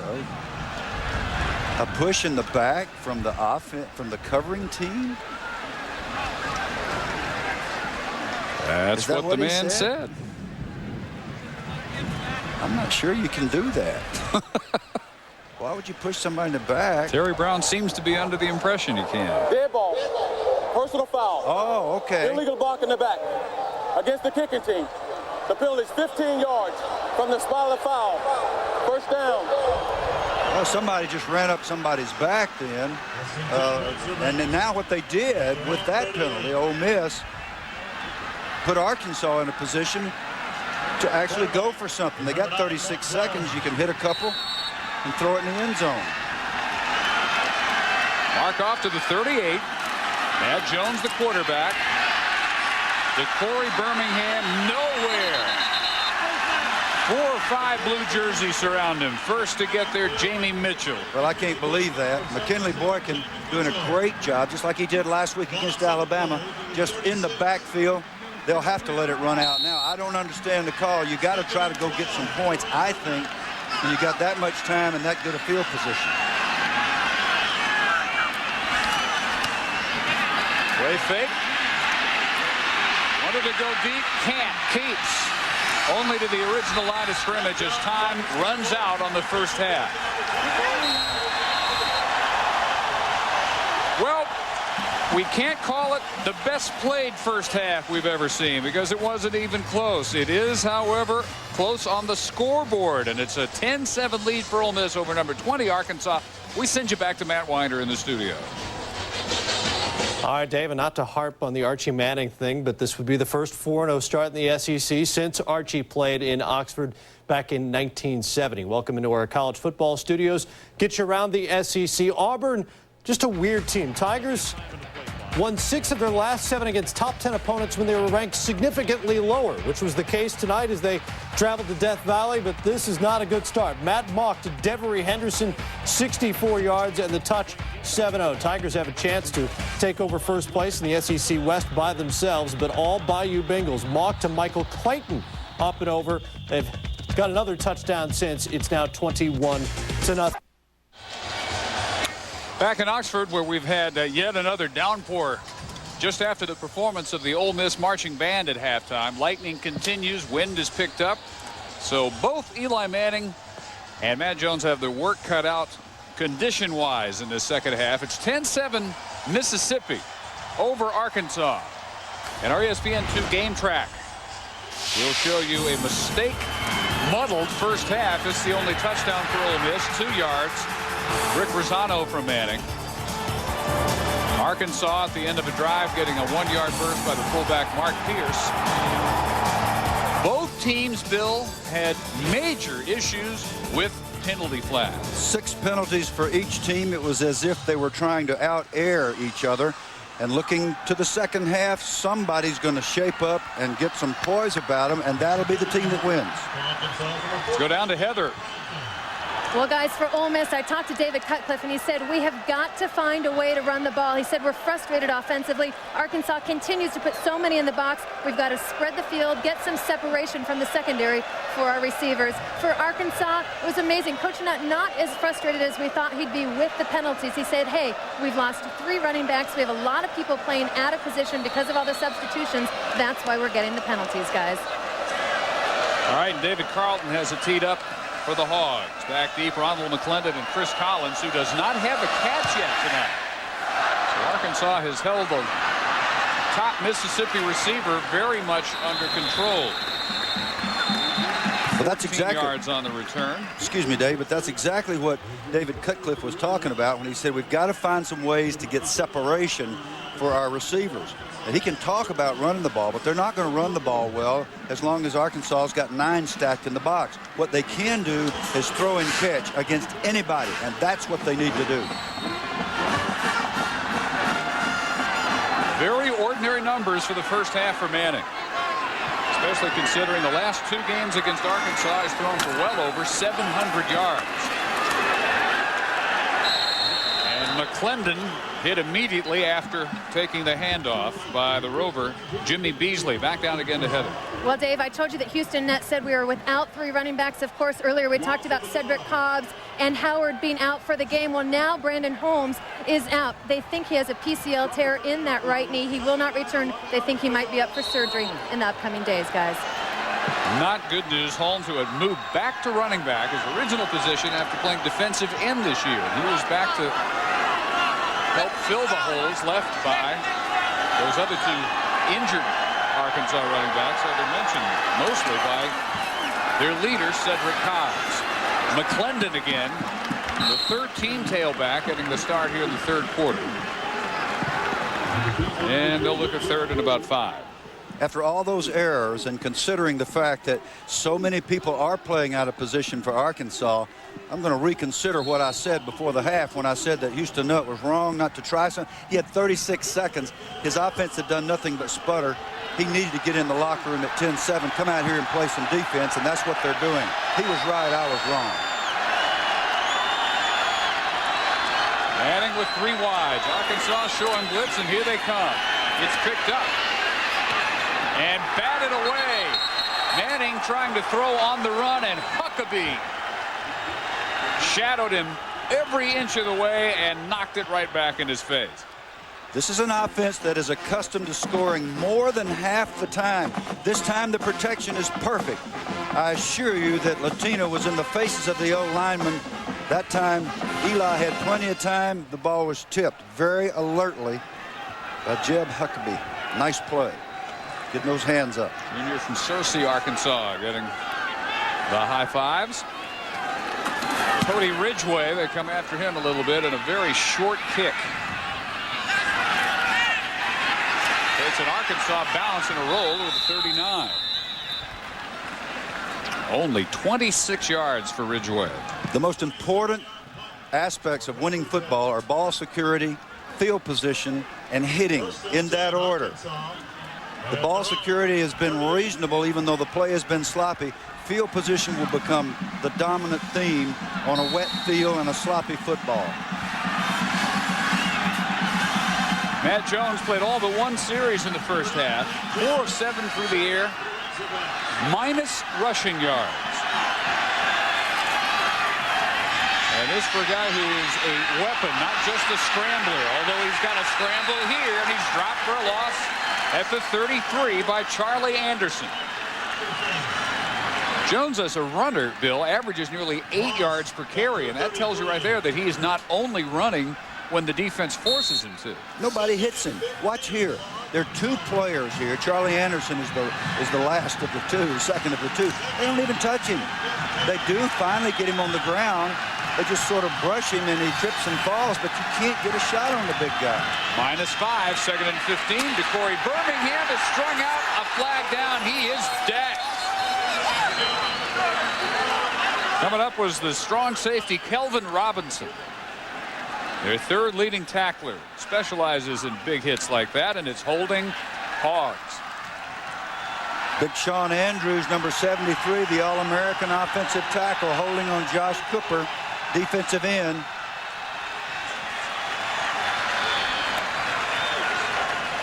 Big Sean got up about 380 last year, actually got depressed about his weight. He's got a nice block. He just kind of locks on there. I don't see the holding, but he was the one that was called.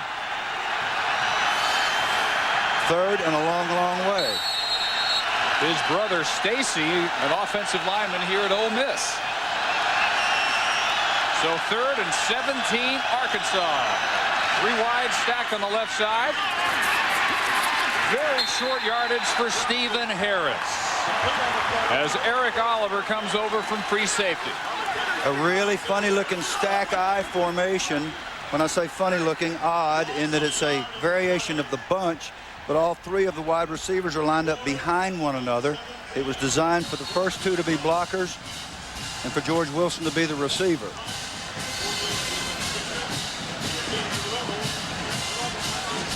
See the 3 men lined up behind one another.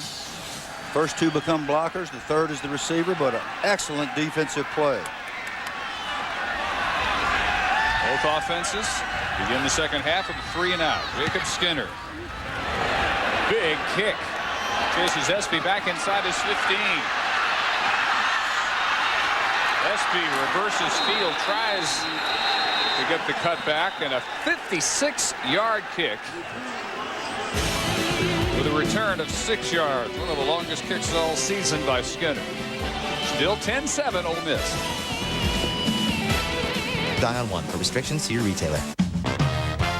College football is a once-in-a-lifetime opportunity. It's not all about winning games. It's about having a real college life and making new friends and meeting new people. And coming back for my senior year, I got a bunch of buddies who are going to be with me this season. It's a great program. It's fun. The fans are into it. I really just wanted another year to experience a college life. NCAA football, a lifetime of opportunity.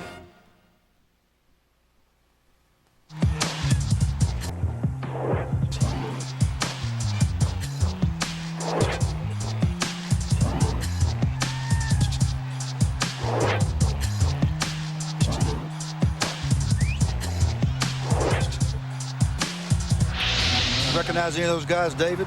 Recognize all of them. I'm not sure that it's going to be a race as long as Oklahoma stays undefeated. I don't know who. Yeah, somebody. Yeah, but where was Carson Palmer this time last year? You don't know. Doesn't mean anything till it ain't over till it's over. Who said that? I've said that, but you and Yogi. I just mean right now, Jason White's to lose for an undefeated #1 team. Ronald McClendon listed third at tailback. Tremaine Turner's played most of the way. Listed second is Vashawn Pearson, who's not carried it at all tonight. If this running game of Ole Miss looks futile to you, there's Eli's numbers. Very uncharacteristic. 8 out of 18, 70 yards, a touchdown, and an interception. They're running into an unblocked man. There's an extra tackler up there. That's why they've got to throw the football to move it. This is one of those nights. It's a shame they went away from the grass field. There's nothing better than a muddy football game. And, you know, this grass was so perfect. I'm not sure if there'd be any mud, but it'd be fun to look for it. What a throw on the run. And Rick Rosano, who has the touchdown catch tonight for the Ole Miss Rebels, gets 15 yards on this one. Manning seeming to make it up as he goes.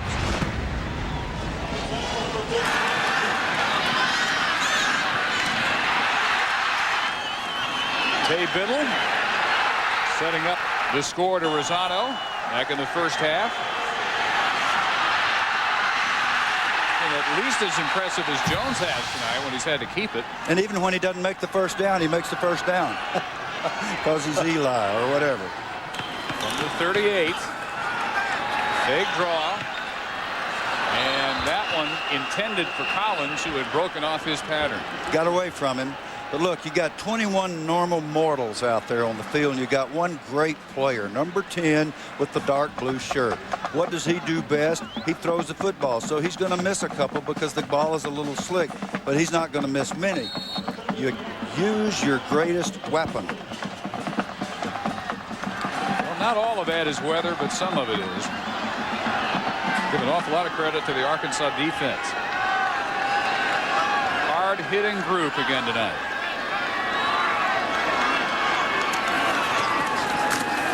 McClendon bounces off the first hit by Wes Murphy, finished off by Bua. Let's check in with Matt Weiner. All right, Dave, the list of unbeatens began the day at 4. Northern Illinois lost, so it's down to 3. Texas Christian, one of those 3, taking on Houston, but it's Kevin Cole to Brandon Middleton. Got the Frogs lead to 4. We're just in the second quarter, 28-24. So 3rd and 9 for the Rebels. Line to gain their 48. 3 and out their first possession of the third quarter. Arkansas couldn't do anything with it. Ole Miss now with a 3rd and long. And incomplete. Manning trying to hit Espy. With Richardson hanging on him. But not enough contact for a flag this time. This is dropping 8, rushing with 3. Man under with 3 deep behind him. Richardson running. Well, there it should have been called. There was contact. Somehow it's in the game plan. And I don't know that Dave Womack coaches this, but there have been an awful lot of folks grabbing blue jerseys tonight in man coverage. I can cover them if they let me hang on to their shirts. That time they let Richardson. Ridgeway gets off a good one. He's had a very erratic night. Birmingham chased back to his 8. And slung down at the 15. Here's the thing to understand about field position. It's tough to go the length of the field and score points. 53-yard punt by Cody Ridgeway. 10-7 it remains. ESPN2's College Football Saturday.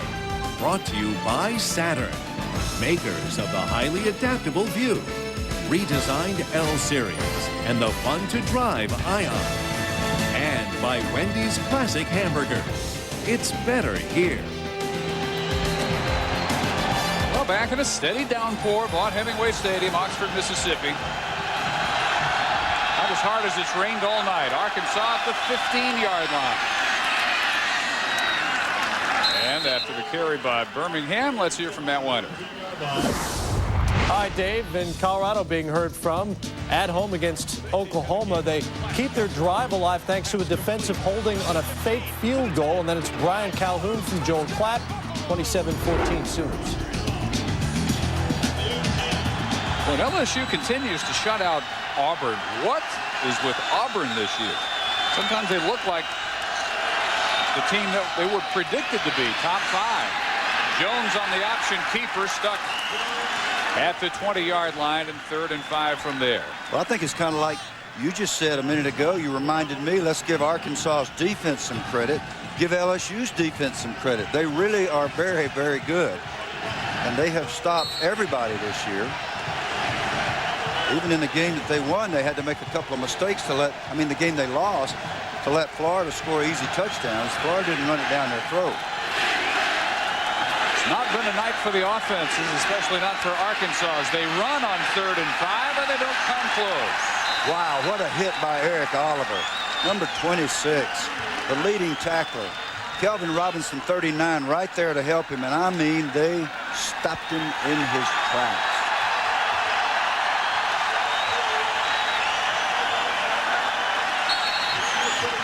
Oliver getting the crowd up after his stop of DeCorey Birmingham on 3rd down.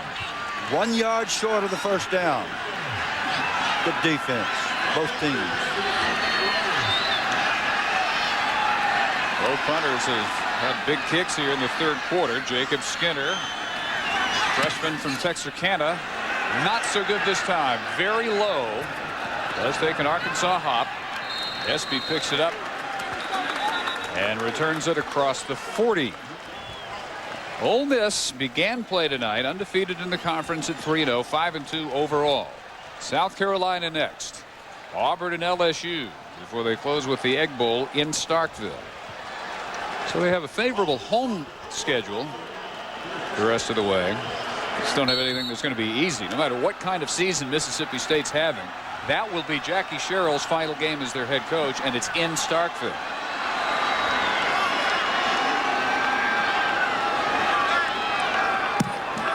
Has it set up to finally run the table and complete a good start. They've had plenty of those under Eli Manning, but not good finishes. Eric Rice good for 11 yards. Let's go down to Heather Cox. Dave, when you look at that remaining schedule in the SEC, it's interesting to note that in the Cutcliffe Manning era, in the month of October, Manning is 9-2, including a 6-0 record at home. But we're nearing November, and in November, this team just 1-6 since Manning and Cutcliffe came to town. A big reason is because of that tough SEC schedule. It's very backloaded in the month of November. And it's just a fact of life, Bill, in the SEC. Sooner or later, you're going to play really good teams. That's you right. can play in September, you can play in November, but you're going to find them sooner or later. That's exactly right, and there aren't any bad teams in this league. So how good is Ole Miss this year? Question that's being asked. Pearson with his first carry. Not good enough to run into 10 guys at the line of scrimmage, which they just did. Let's hear it from Matt Weiner. All right, Dave, Washington State's BCS hopes would take a serious hit with a home loss to Oregon State. They're on the comeback right now. Matt Cagle to Scott Lundy cuts it to a 5-point game, 28-23. 2nd down and 9. Pearson, former Mississippi Offensive Player of the Year, held to a yard. 48 of Arkansas out of the out.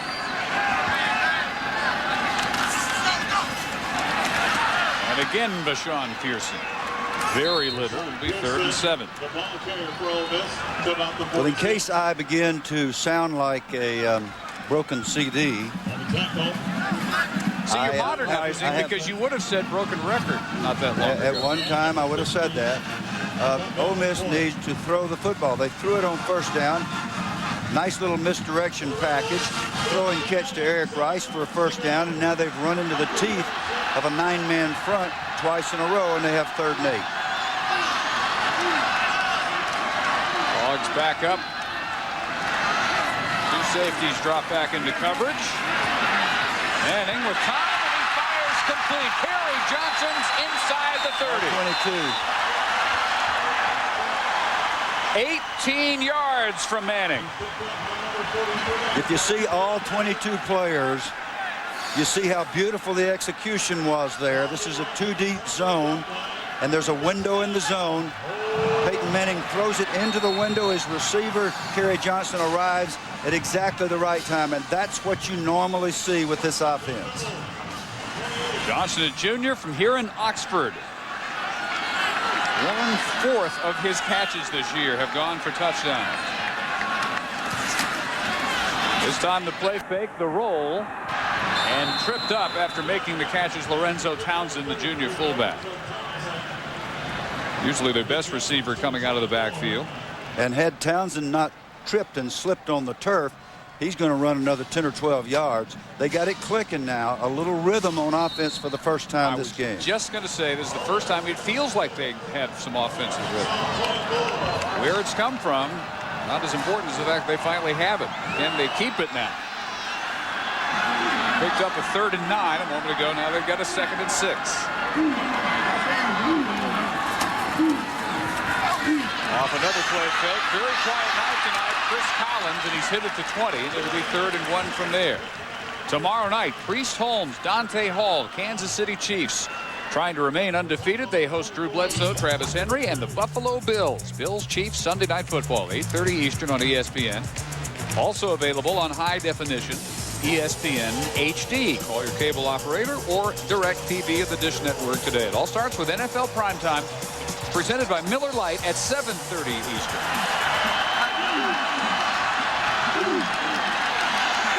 Third and short here, Dave. Extra tight end brought in. Pearson gets wide, breaks a tackle. 1st and goal, Ole Miss at the 8.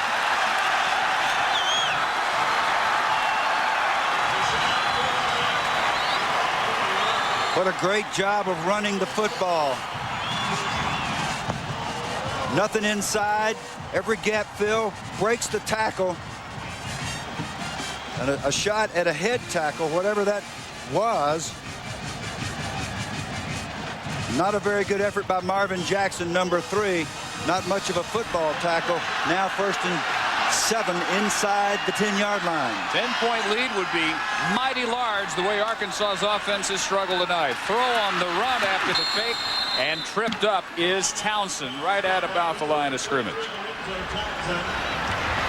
Jamar Gallen had a fumble recovery on his night.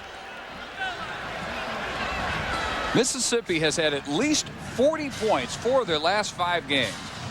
400 or more yards every game except the opener of the year against Vanderbilt. And to see them where they are now, just 1 touchdown, just 118 passing yards out of Eli Manning,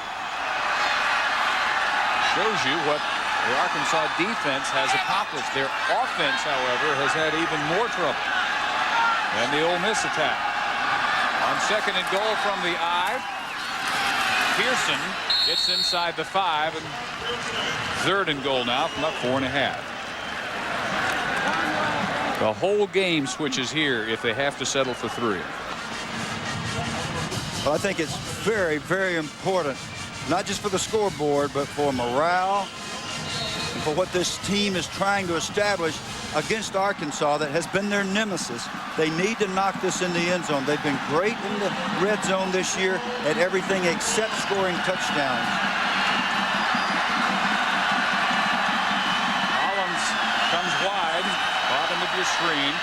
Espy and Johnson are wide left. Here comes pressure on Manning, gets it off Collins. Nowhere to run.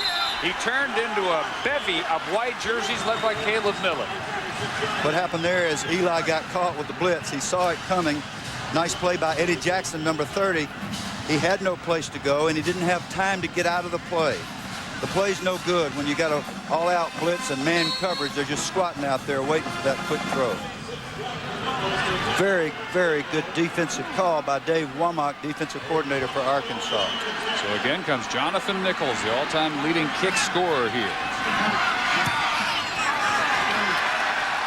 He is officially 2 for 2. He had a miss in the first half, but got a second chance because of the penalty. 13-7 Rebels, under 2 minutes now in the third quarter.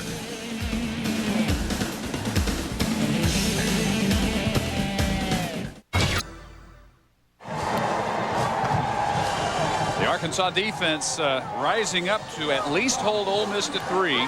Keep this a touchdown game. 13-7, 1:58 third quarter. But Dave, we saw Eli Manning take charge of this football game on that drive. He took his team down, made every completion except one. He had one bad throw.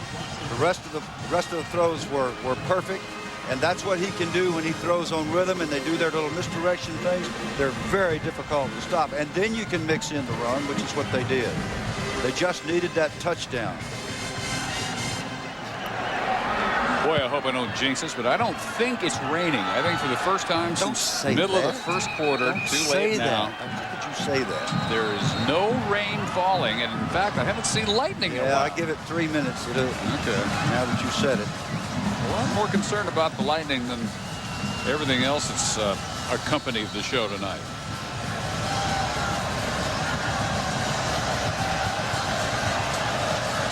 Cedric Washington to Corey Birmingham, deep for Arkansas.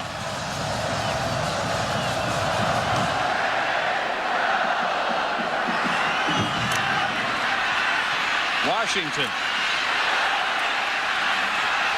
knocked backwards, and some of the Rebels had a hard time finding him. He gets a 21-yard return out of it. Coaches talk about offensive balance all the time. Various staffs mean different things when they use the word. If you talk to David Cutcliffe, what he means is balance. You never lose the ability to run the football. Well, they've lost it tonight. Other definitions, run or pass in any situation. That's my favorite. Either 50-50 distribution in play calling or 50-50 distribution in production. So when you hear balance, it can mean any of those four things. No balance for either of these offenses tonight. Matt Jones after the fake. Hoist one deep, and his receiver turned the wrong way. Richard Smith. Let's check in with Matt Weiner. Dave, ball security has not really been a priority for Oregon State and Washington State. Derek Anderson sacks, fumbles, Washington State recovers, and that set up Matt Cagle. Cagle with a chance to put Washington State ahead, but he's picked by Eric Williams, his 5th interception of the night. Oregon State has fumbled it back since.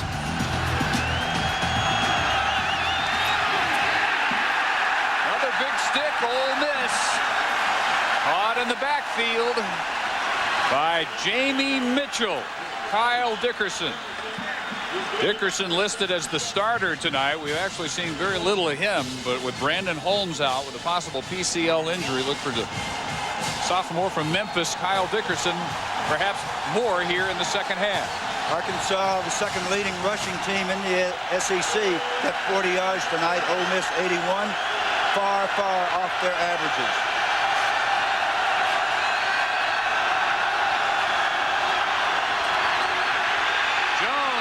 Felt the rush, steps up, keeps, and has very close to first down yardage. Now, he stopped about 2 feet shy. I think if he doesn't stop, just keeps forward or even diving, he would easily have had the first. He's a little bit short as it turns out. Yeah, and that's unusual. Travis Blanchard, Ken Barnes are in on him right now. If you're going to bring everybody after the big guy, you better get him on the ground, because if he gets loose, he can run a long way, and he's sick right now because he knows he could have put his shoulder down and made that first. I think he felt like he had it. Coach Nutt not happy with his QB. Another Skinner punt. Arkansas, since the first quarter, has totaled 40 yards of offense. in basically 2 full quarters. 40 yards total. Bad kick. And I'm going to use your line, Dave. Let's give credit to that Ole Miss defense. Chuck Grisbach, defensive coordinator, and the D-line coach, Rick Petrie, that Chuck brags on so much, have done a terrific job playing much better defense than Ole Miss has up until this year. Top 2 offenses in the SEC. Neither looks like it tonight. Tomorrow morning, Chris Berman and company will have NFL Countdown presented by Old Spice at 11 a.m. Eastern. Get you up to date on all the games, all the news up to the minute. Stats, John Madden's weekly feature, 11 a.m. every Sunday morning. Now, Manning had a little something established last time Ole Miss had possession, and a lot of it had to do with Bashawn Pearson, who carries again here on first down. As the third quarter comes to a close. Bashawn Pearson is making the difference because he is beating the free tackler. He is beating the free tackler that they don't have a blocker for. 13-7. Ole Miss trying to knock off number 20 Arkansas. Matt Jones and the Arkansas offense limited to 117 total yards through 3 quarters, and they trail 13-7. Dave Barnett, Bill Curry, Heather Cox sold out, bought Hemingway Stadium, Oxford, Mississippi. Second out at 3 as we begin the 4th quarter. Eli Manning and the Ole Miss offense striking again on the ground with Pearson, and he has made it a different game these last 2 Ole Miss possessions. Let's check our ESPN game track. Arkansas twice has turned long drives into only 3 points. Jonathan Nichols has connected twice. Only the 1 touchdown on the pass to Rosano.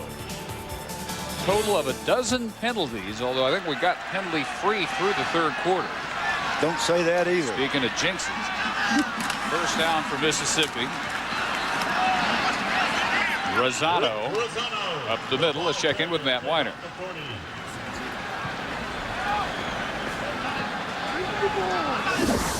All right, Dave, back to that wild Oregon State-Washington State game. 10 turnovers now. The latest came back to bite the Beavers. Matt Cagle to Scott Lundy. They missed on the 2-point conversion, so they lead it 29-28. Meanwhile, number 1 getting a battle from the Buffaloes. Joel Klatt to Derek McCoy, and that game is now a 7-point ball game.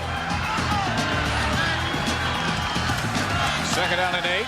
Still on the ground. Pearson with the cutback. First down. Belted at midfield by Tony Bua. That time, a legal hit from Bua. And anytime Tony Bua hits and doesn't draw a flag, it's worth pointing out. But it's a first down. Sean Pearson going out. Looked like maybe he got a little bit of a burner. Ole Miss going to their power blocking now. Pearson saying to heck with the extra tackler. I'm going to run through him, by him. Beautiful blocking. A great job by Rick Rosano, the fullback, who scored earlier. Pearson took that hit, takes a seat for a moment. Turner and McClendon the first 3 quarters until late, and now Turner takes it back over. But Pearson by far has been the most effective running back. Bua flagged earlier today for a late hit with the helmet. Costly hit last week, cost Arkansas a shot at a win. Bill, if I told you that we'd be in the 4th quarter and Eli Manning would have 119 passing yards, you would assume your team would be well ahead, well in control of the game, wouldn't it? Yeah, he's 15 out of 27. When he's thrown 25 or fewer passes, they've won because that means the running game's going. They're defying this defense, running into the stack and still making yards. Well, they try Turner left. Arkansas has that side covered, especially Ahmad Carroll. It's not going to work consistently, not against this defense, because Arkansas does have good stout players up front. So you're going to crease them every now and then with or without the extra tackler, but you're not going to do it on a consistent basis. Under 34 passes, Ole Miss 12-2, 35 plus, 7-10. When they got everything clicking, that's when they're tough. They don't like these 3rd and 9s, though. He'll have to throw it here.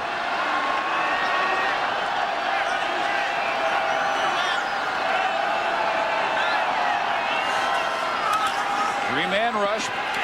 Plenty of time. Steps up. Incomplete. Got the coverage he wanted. It was man under 2 deep. Mike Espy wide open and missed him. And he knows it. Very disappointed in himself because he had a chance to keep that drive alive. Go right back. Now they're trying to eat up clock, move the ball, get it down and score at least another field goal so they turn it into a 2-score game. And we'll see how well Ridgeway manages to keep it somewhere inside the 15-yard line. Line drive straight into the end zone.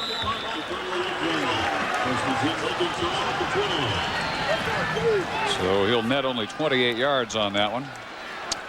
Well, when we come back, how about a little known fact about Ole Miss and the New York Yankees?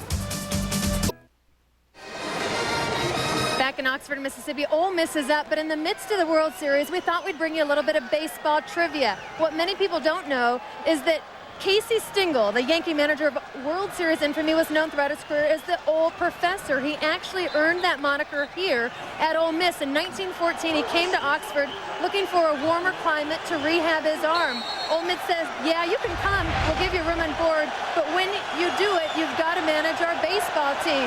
When the media asked him what he was doing in Oxford, he replied, I am the professor of baseball at the University of Ole Miss, and that nickname is stuck for life. I did not know that. The Old Professor got his moniker right here. That's amazing. It's amazing what you learn just hanging around Heather Cox. I've discovered that. Yes, over she's the past very few weeks. inquisitive. Women's intuition. Maybe it's just Heather's intuition. I think it's that.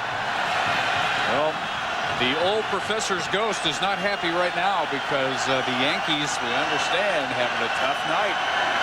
Again with those Marlins. Here's 2nd and 9. Jones. Incomplete. Off the fingertips of George Wilson. Wow. Travis Johnson had the coverage, but pass was there. Pass looked catchable. You work game long to set up a situation like that. You get exactly what you want. You got George Wilson running free through the zone. Always catches the ball. This time he doesn't. And of course it would not have mattered had he caught it. Holding against the offense. The penalty is declined. 3rd down. Because there was holding on the play. And the penalty bugaboo continues to bug Arkansas. Technically, though, still we don't have any penalties this half since it's declined. True. So much for your penalty jinx. It's not raining. So much for your rain jinx. We're just putting them all to rest tonight.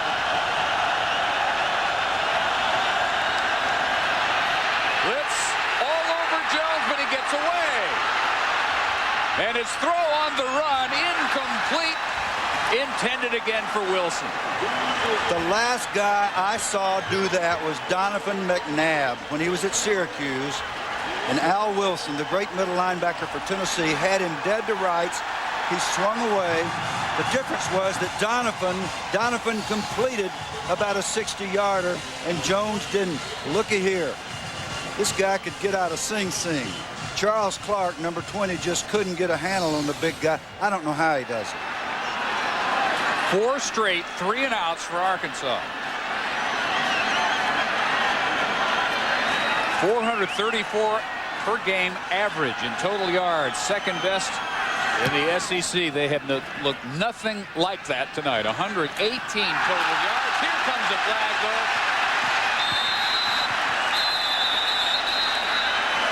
One of the easier flags of the night to throw.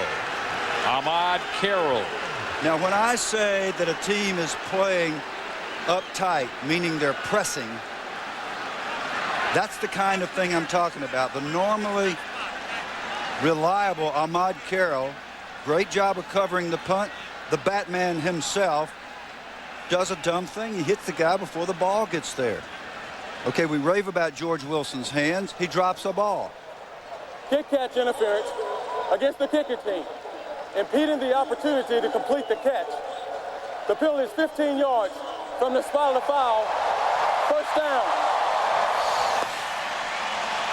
As you cover punts, you must know where the football is. You cannot just zero in on the returner and hit him whenever you want to. You've got to look up, locate the football, keep your head on a swivel so somebody doesn't locate you, give him a chance to catch it, and then hit him if he doesn't signal for a catch. Ole Miss 51 yards away with a 6-point lead, 11 minutes to go. Turner drives it for about 4 off tackle. Now, it doesn't matter how many you put in the box. If your big guys are getting knocked back, and Marcus Johnson, 76, Cliff Woodruff, that right side of the Ole Miss offensive line is getting movement. And if they can average 4 yards a clip running the ball, that's what you'll see, and the balance starts to take effect. And there is your balance. Nearly 50-50. Arkansas has specialized in balance this year. Haven't seen it tonight. Manning hit as he gets that one off. And will they give the catch to Bill Flowers? They do. He caught it in bounds. Let's hear from Matt Weiner. Dave, I must admit I lied to you earlier telling you it was a 7-point Oklahoma game, because just as I said that, they did this. Jason White to Mark Clayton made it a 13-point game, then a 14-point game. Sooners salted away. They win it 34-20 to remain unbeaten. I think they got a few weapons. Good rush. I'm telling you, how can you not give him the Heisman? It's not a race. It's not even a race. Oh, it's a race. No, it's not. Well, he hasn't finished the season, David. Well, until they lose, it's not a race. Apologies to all the Eli fans. Steps up, open man, caught. Eric Rice, the tight end, to the 20. Eric Rice is a good football player. He's got nice, quick feet. He's a good blocker. He found the opening in the zone. And when a big guy can do that, and Eli is starting to look like Eli, then he's going to get the football on rhythm. Rhythm passing and a decent running game. Now we're talking balance. And you can see it right there in Houston Nutt's face. He knows this is not a happy moment for him. Under 10 minutes. They gave Rice the 21. Here they come, and Eli's checking off. Corner blitz running play. And Bashawn Pearson for a couple. You know, the team that had impressed with balance coming into this game was Arkansas, one of 6 teams in the country averaging at least 200 yards rushing and 200 yards passing. Ole Miss made the commitment that they were going to run the football this year, and they were going to do a better job of stopping the run. Their defense has allowed only 2.8 yards per carry on the year. Yes, they've given up a lot passing, but not tonight. Second down and 8. Fumbled snap. And Turner saves the day. Eli was never able to dig his way through to the ball, but Turner fell right on it. I don't think that the ball ever got up. Every now and then, if you're the center, first of all, you have the right to ask the official for a dry football anytime you want to as a center, and he has to provide it for you. That football went right between Eli's hands. It either came up at the wrong time or it slipped out of the center's hands. Actually, looking at it from this angle, Eli parted his palms, which means it was his fault, quarterback's fault. Usually it gets blamed on the center.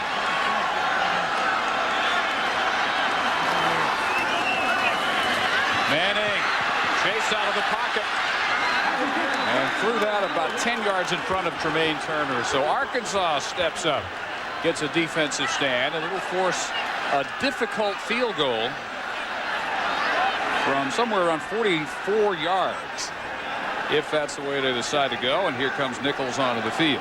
Remember, one miss all year. It was a 52-yarder. 3 out of 4 from 50 or more. He has that much accuracy and that much distance. He's 2 for 2 tonight. One miss wiped out by penalty. This will be a 42-yarder. The very most basic aspect of football, the center quarterback exchange, caused this drive to be stopped. 20 of 21 for the year, and here's another one on the way, and good.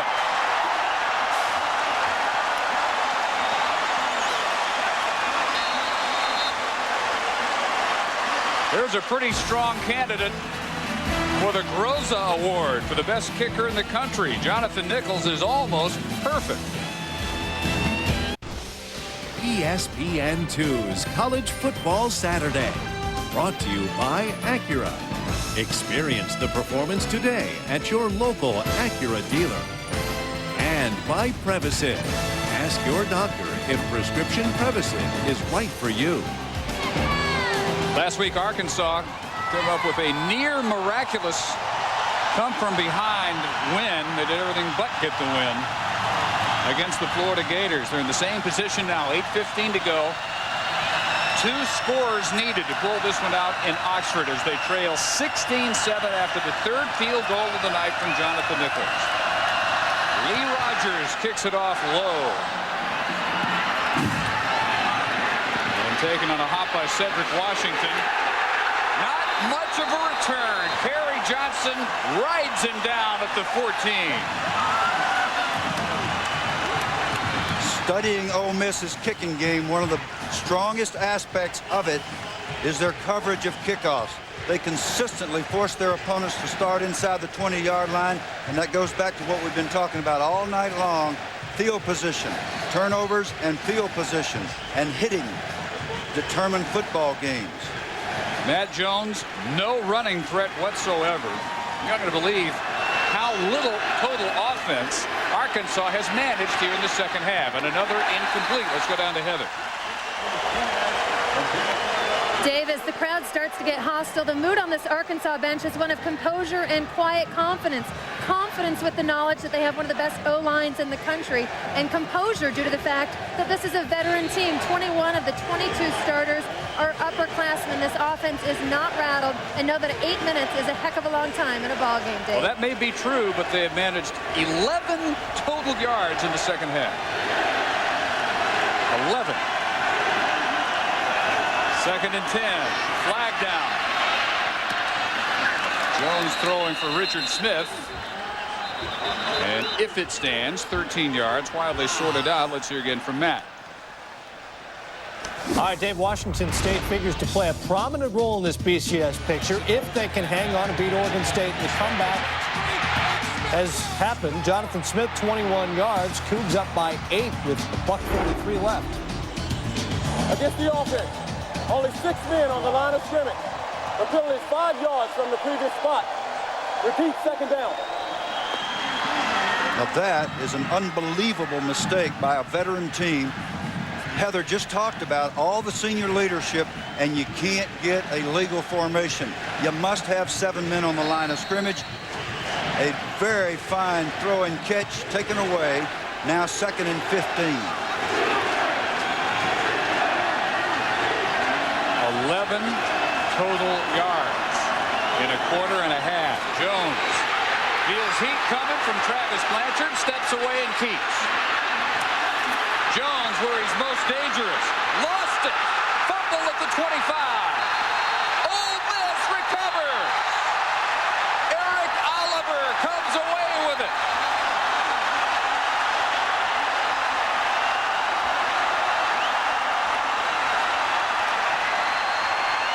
Basic football 101. You're the team leader. You're loose. You're a great runner. Matt Jones just put on a display of elusiveness that you'll never see again from a 6'6" guy, but he doesn't put the football away. Look at it. He's already waving it. There it is. Right now it needs to go against his rib cage and be riveted there. He never gets the football seated. Kelvin Robinson, number 39, relieved him of it. Ole Miss now with a shot at putting this thing away. They need to put one up in the end zone right now, Dave. I'm sorry for interrupting. 25-yard line. Bill Flowers trying to get Eli Manning's attention. Instead, they give us to Ronald McClendon. He gets about 5 yards.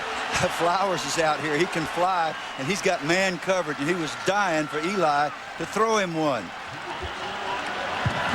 Pretty good Sunday night matchup. Reese Holmes, Dante Hall, maybe the best running back and kick returner of the season. Certainly Dante Hall is the best kick returner of the last several seasons. You can see him on display as the Chiefs take on the Buffalo Bills. Sunday Night Football, 8:30 Eastern on ESPN.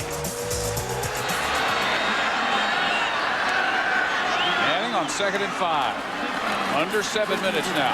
McClendon tackles down to the 10, and it's 1st and goal, the Rebels.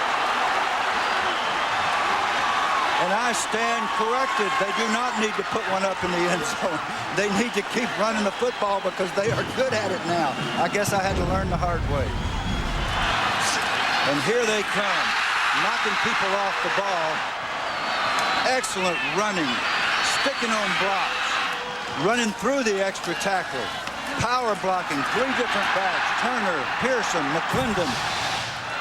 Wow, an Ole Miss running attack like we haven't seen in many, many years. Well, maybe since the Deuce McAllister days. Over a couple of years. McClendon picks his way for a couple. Yeah, I guess it hadn't been that many, has it? The Deuce man could sure do it. While they're waiting for the next Deuce to come along, it's probably seemed like quite a while. Well, I'll tell you what. You package Turner, Pearson, and McClendon into a game like this, and you got almost Deuce. Ole Miss simply At least you got an ace. They could not run the ball last year. They were 110th in the country and dead last in the SEC. This year, 3rd in the SEC at about 180 rush yards per game. David Cutcliffe said, I want to be able to run anytime, anywhere. They can do it. Pass to the end zone. Incomplete. Intended for Tay Biddle. What a nice play by Tony Bua, a saving play. Laid out, got a piece of that football because that was a perfect throw, and Eli knows it was an easy touch. Nice play, Bua. Oh, yeah. That's good football. By the free safety. There aren't many converted linebackers to free safety. That's hard to do, folks. Still hits like a linebacker. 3rd and goal.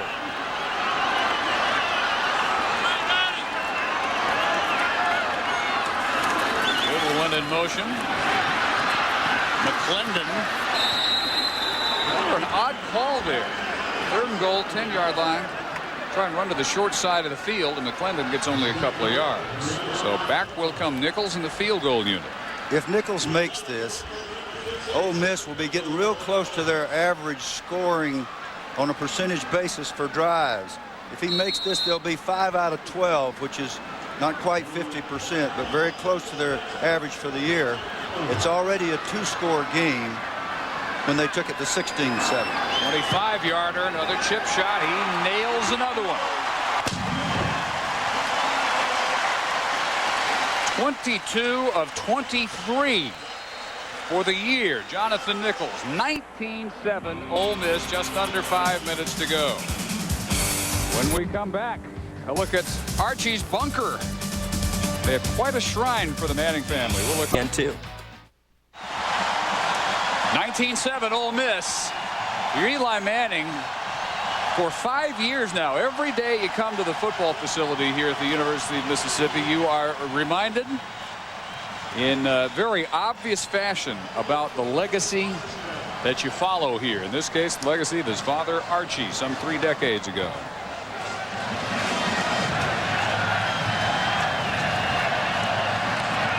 You want to eat those fingernails, Archie? I got to say something about that. You think it's not tough to watch your kid play? That's hard. Archie has to do it all the time. Of course, if you got his kids, it's pretty fun. I would say it's a lot harder to watch kids who are not superstars from day one, as his are. Washington for the touchback. We showed you a little bit of it a moment ago. There is a shrine to Archie Manning and his memory here at Ole Miss, and Eli talked about it. I've tried, coming here and look at some of the pictures. I hadn't seen a whole lot of pictures from my dad's, and there's some old scrapbooks of his high school days and records and pictures. So I've had fun looking at that. And I don't come in this room a whole lot, and neither do the players. So it hadn't been a big deal. But I try to look at it as something fun to do every once in a while and come see some of the neat things my dad's done in his college career. Well, all well-deserved. One thing you notice is when you get to campus, the speed limit signs are all 18. Speed limit 18. That has to be An Archie tribute. Well, I think they're getting ready to change to 10.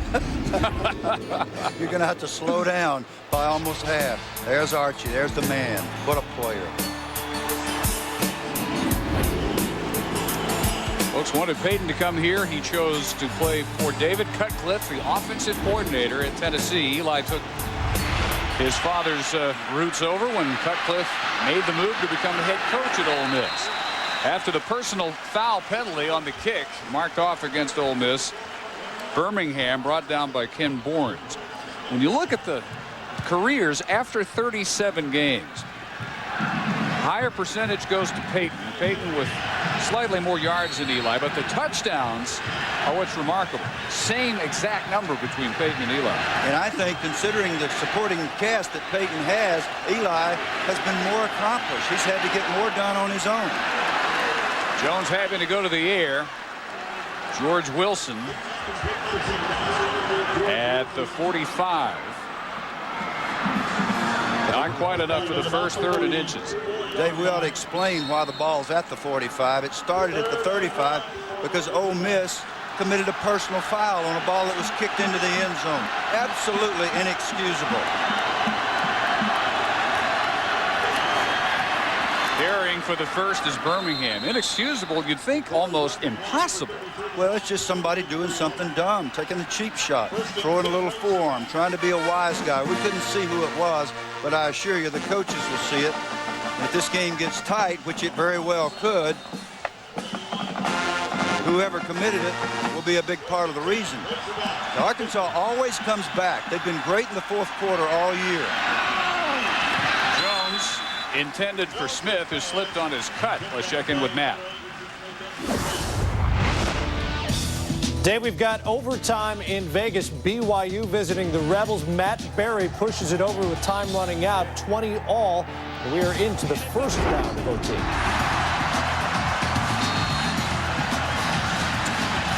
Here in Oxford, both teams with all three timeouts. 3:38 to go, and Ole Miss with a 12-point lead. 4 Jonathan Nichols field goals and a 2-yard touchdown pass from Manning to Rosano back in the first half. Jones scrambles, has to throw it away. Charlie Anderson bearing down on it.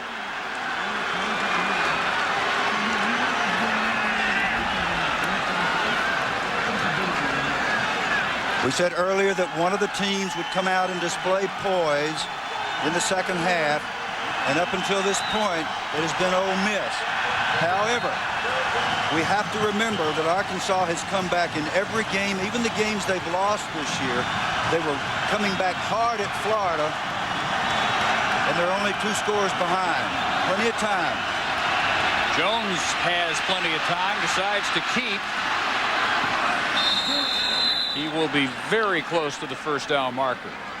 Von Hutchins knocked him down right at the 40, and it'd be close enough for a measurement. An official timeout with 3:18. I want you to see what he does with the football this time. This is what a veteran player does.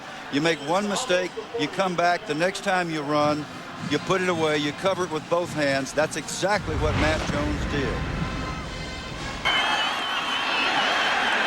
Manning with the only touchdown of the night for Ole Miss. And to stick to short stuff. There hasn't been much available at all among deep patterns. Matt Jones, meanwhile, has spent an awful lot of time scrambling. That's probably his best pass of the night to George Wilson. Terrific escapability.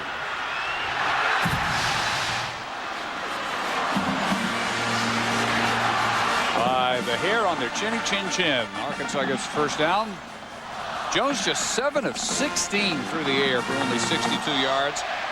I said the same thing about Manning. If you said you're going to hold Eli Manning to 119 passing yards, it's the fourth quarter, you're going to figure an easy win. If you're told you're going to hold Matt Jones to 80 total yards late in the fourth quarter, you have to figure you're going to win, and so far Ole Miss is.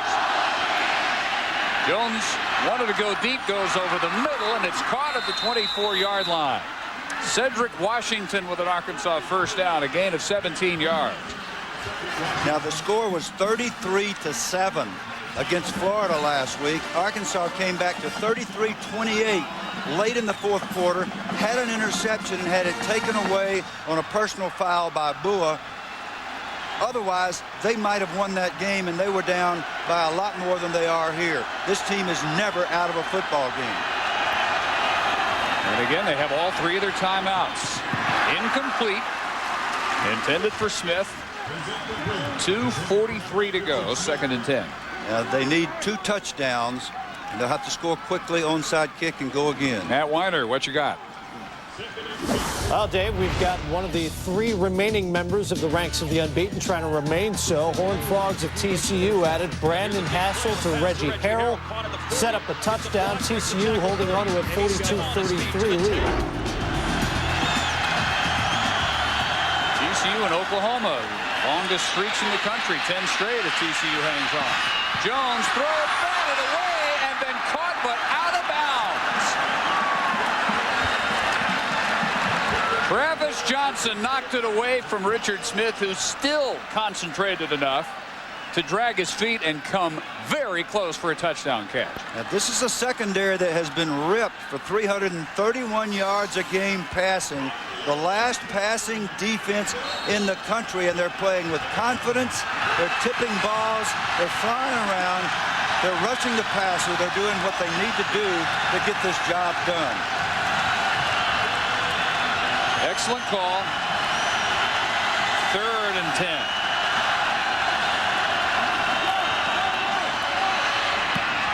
Incomplete, broken up, intended for Wilson.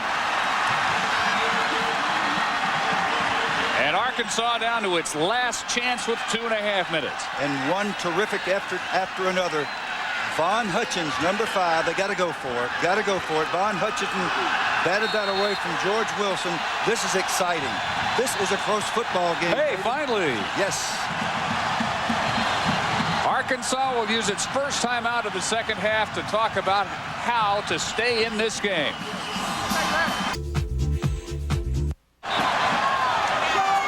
Arkansas ready now for a last gasp. 4th and 10. Trailing 19-7 with 2.5 minutes to go. The 11th play of this drive.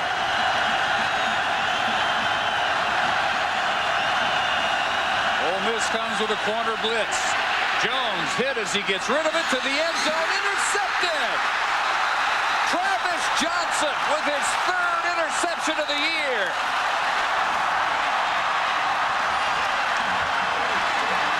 And you can chalk this one up. If Ole Miss is able to complete the task, and they do need to make a first down here. They can't just take a knee. But to a gutty offense that achieved balance, and an even guttier defense that just made play after play against a formidable offense, finding a way to tip balls, make interceptions, rush the passer, and Travis Johnson, if Ole Miss's offense can run this clock out, has finished the job for the defensive unit. If they can't make a first down, then they're going to have to go out and stop them again. Kind of win that's been very elusive for David Cutcliffe in his 5 years at Ole Miss.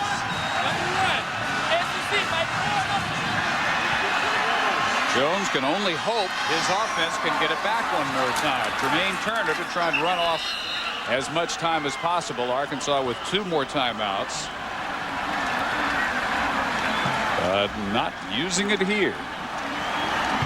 They should have used it right there. Why wouldn't you stop it? Why wouldn't you immediately? Well, I don't know, but Houston Nutt's a good coach. I'm sure he's got a reason, but I think you should stop it. Should have used it immediately. They'll let it run down to 1 second for the experience. And even with Eli Manning on your team, I doubt seriously that you throw it here, even on 3rd down. Snap with 3 on the play clock, and Turner comes and wisely stops before he can be driven out of bounds by Jamar Gallup. And now timeout with 1:30. The SEC West, what a wild show this is going to be the rest of the year, it looks like. Auburn getting shut out tonight at LSU. That would leave Ole Miss as the only unbeaten in the division. Arkansas to fall to 1-3. In the East, meanwhile,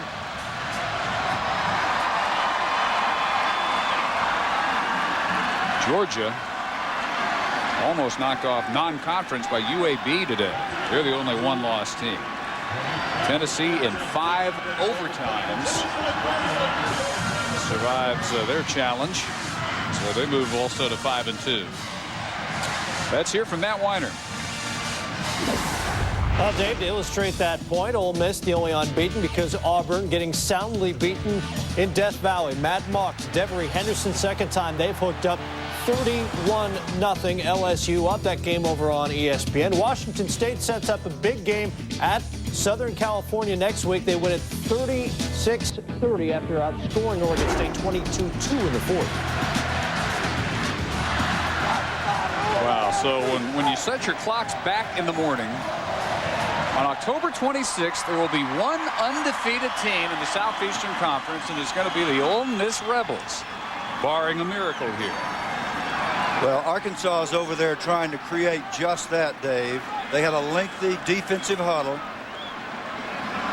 The clock was allowed to run down to 1:23. The officials correctly put 7 seconds back on because that's when Arkansas called for the timeout, when you indicated that they did. And what they must do is rake this ball out, get it out of whoever's hand runs with it on this play.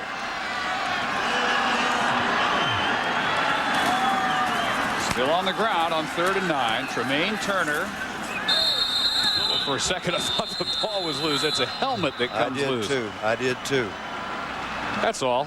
Just a helmet. Sam Olajibutu. Yeah, Olajibutu is a good player, a good middle linebacker, runs hard, makes a lot of hits. So Arkansas's last time out with 1:23. That last field goal so huge now because Arkansas needing 2 scores with no timeouts. 2 touchdowns.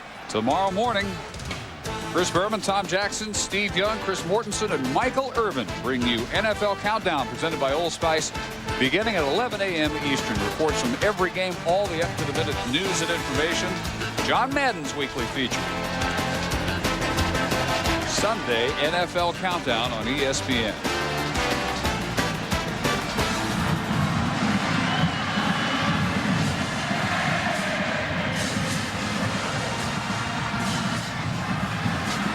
Well, since 1970, the last time Ole Miss was 4-0 in SEC play.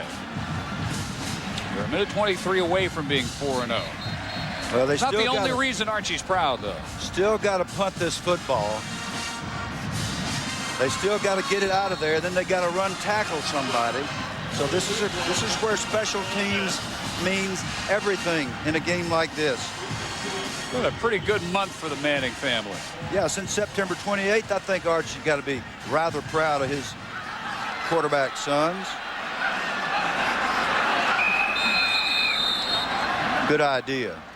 Let's take time out, make Arkansas show you what they're going to do, talk about how you protect it, so Arkansas will get back over there and probably change it. Little cat and mouse going on here. It's like a basketball timeout sequence. Yep, very similar. 10 minutes, 44 seconds remaining. Cody Ridgway has had only 1 punt blocked all year. Well, I'll tell you right now, the most nervous guy in this place is the long snapper. And the long snapper is Sidney McLaurin, number 64 for Ole Miss. I did that for 20 years. Teammates come up and say, "Don't you want to practice?" No, I know what to do. I'll just throw it back there. And then the punt protection system is all important. Then you got to go cover. You just cannot give up a cheap one. You know, since you hold the record for longest snap at Neyland Stadium, any idea who holds the longest snap record here? Would that be you also? I didn't get to play here, so I didn't know. No, I only did that once. My coach came to me, Coach Dodd, was up at Tennessee at Neyland Stadium. I was a sophomore, and he said, "You get one of those in your career." I understood. You got your money's worth. That was it. That was my last one. Didn't even do it in the NFL in all those years. NFL Live coming up next. And now McLaurin snapping to Ridgway on 4th and 5. Collins drawn in tighter. No wide men now for the Rebels and no deep man for Arkansas. They send all 11 after Ridgway. Now, where will this one stop? At the 16. Arkansas threw every man available at Cody Ridgeway. He got off a 59-yard punt. And that was a very wise move by Houston Nutt and his staff, because punting the ball out there with 10 up doesn't give you nearly as good a chance. You're bound to have somebody free, and they tripped over each other. You don't practice rushing 11 very often, so many times when you do it, you actually run into each other. That's precisely what happened to Arkansas. But desperation block, because what they had to do there was block it, run it in for a touchdown, get an onside kick, and score again. They didn't need just one score. 84 yards for one touchdown. They need two. They have no timeouts. First pass batted away, intended for Carlos Owsley. L.P. Spence gets the deflection. L.P. Spence normally blitzes. Nice job there. Ole Miss pass defense last in the country coming in. They've had a terrific night. And this play looming the biggest, the interception of the end zone by Travis Johnson. Averaging 331 pass yards allowed per game. Arkansas tonight has 94. That's all. Now finally over 100. Stephen Harris hangs on with a big hit at the 31, a gain of 15 under a minute. And they're not sitting in what's called a prevent, dropping 8 every time. They're bringing blitzes. They're still mixing it up. They're forcing the hot throw, and then they're tackling immediately, which is eating up time. Exactly what Ole Miss wants. Jones again going to Harris, incomplete. Hats off to Dave Womack, defensive coordinator for Ole Miss. His players just took a quantum leap forward in this football game, and this program has a landmark win. They will build off this, and hopefully they'll perform better in the month of November than they have in the past 2 years. Arkansas without Cedric Cobbs tonight. The fans will wonder how much difference he would have made. Probably quite a bit. Don't know if he would have meant the difference between a win and a loss, though. Wilson out of bounds, a gain of 13. But they came to this fork in the road, and this time they took it. They took a definitive path. They made a decision about the kind of game they were going to play, and I could stand up here and criticize it, but they ran into the teeth of an overload defense and still made enough yards to give themselves this opportunity to win. Down to 40 seconds. Jones, throw on the run. A little bit behind Harris, but still catchable. He couldn't catch it. We're going to take it this stride, though. Maybe take it one game at a time. I think unless you lose and I'm able to fill the top 10 wins. I'm sorry, son. We're not allowed to use cliches. Uh-oh, we're not? I'm in trouble. One game at a time. He's so right. You do have to play football that way. You really do. People get tired of hearing it, but it's the truth.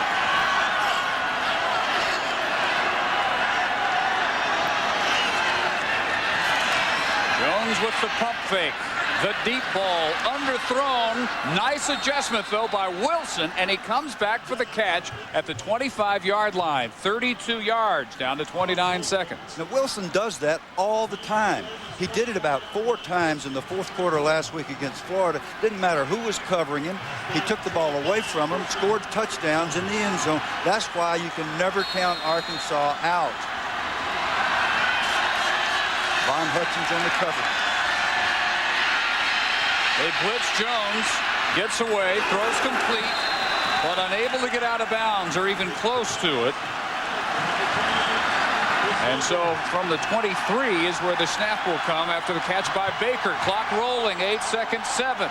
Arkansas will try and get a spike, and one more play, if that. Final play of the game, unless this is a defensive penalty. Flag thrown, ball batted down near the goal line, but the flag was thrown back before they sound that cannon and folks start to run onto the field. So the game may not be over. You're not allowed to spike out of the gun, Dave. You have to be up under the center in order to spike. Only 6 men on the line of scrimmage. Wouldn't have mattered. For the first time since 1970, Ole Miss is 4-0 in the SEC. From Manning to Manning, it's been that long. The last remaining unbeaten in the Southeastern Conference. Lightning, thunder, rain, Ole Miss fought it all off, and they knock off the Arkansas Razorbacks 19-7. For Bill Curry, Heather Cox, our entire ESPN crew, Dave Barnett, so long from Oxford, Mississippi. And stay tuned for NFL Live.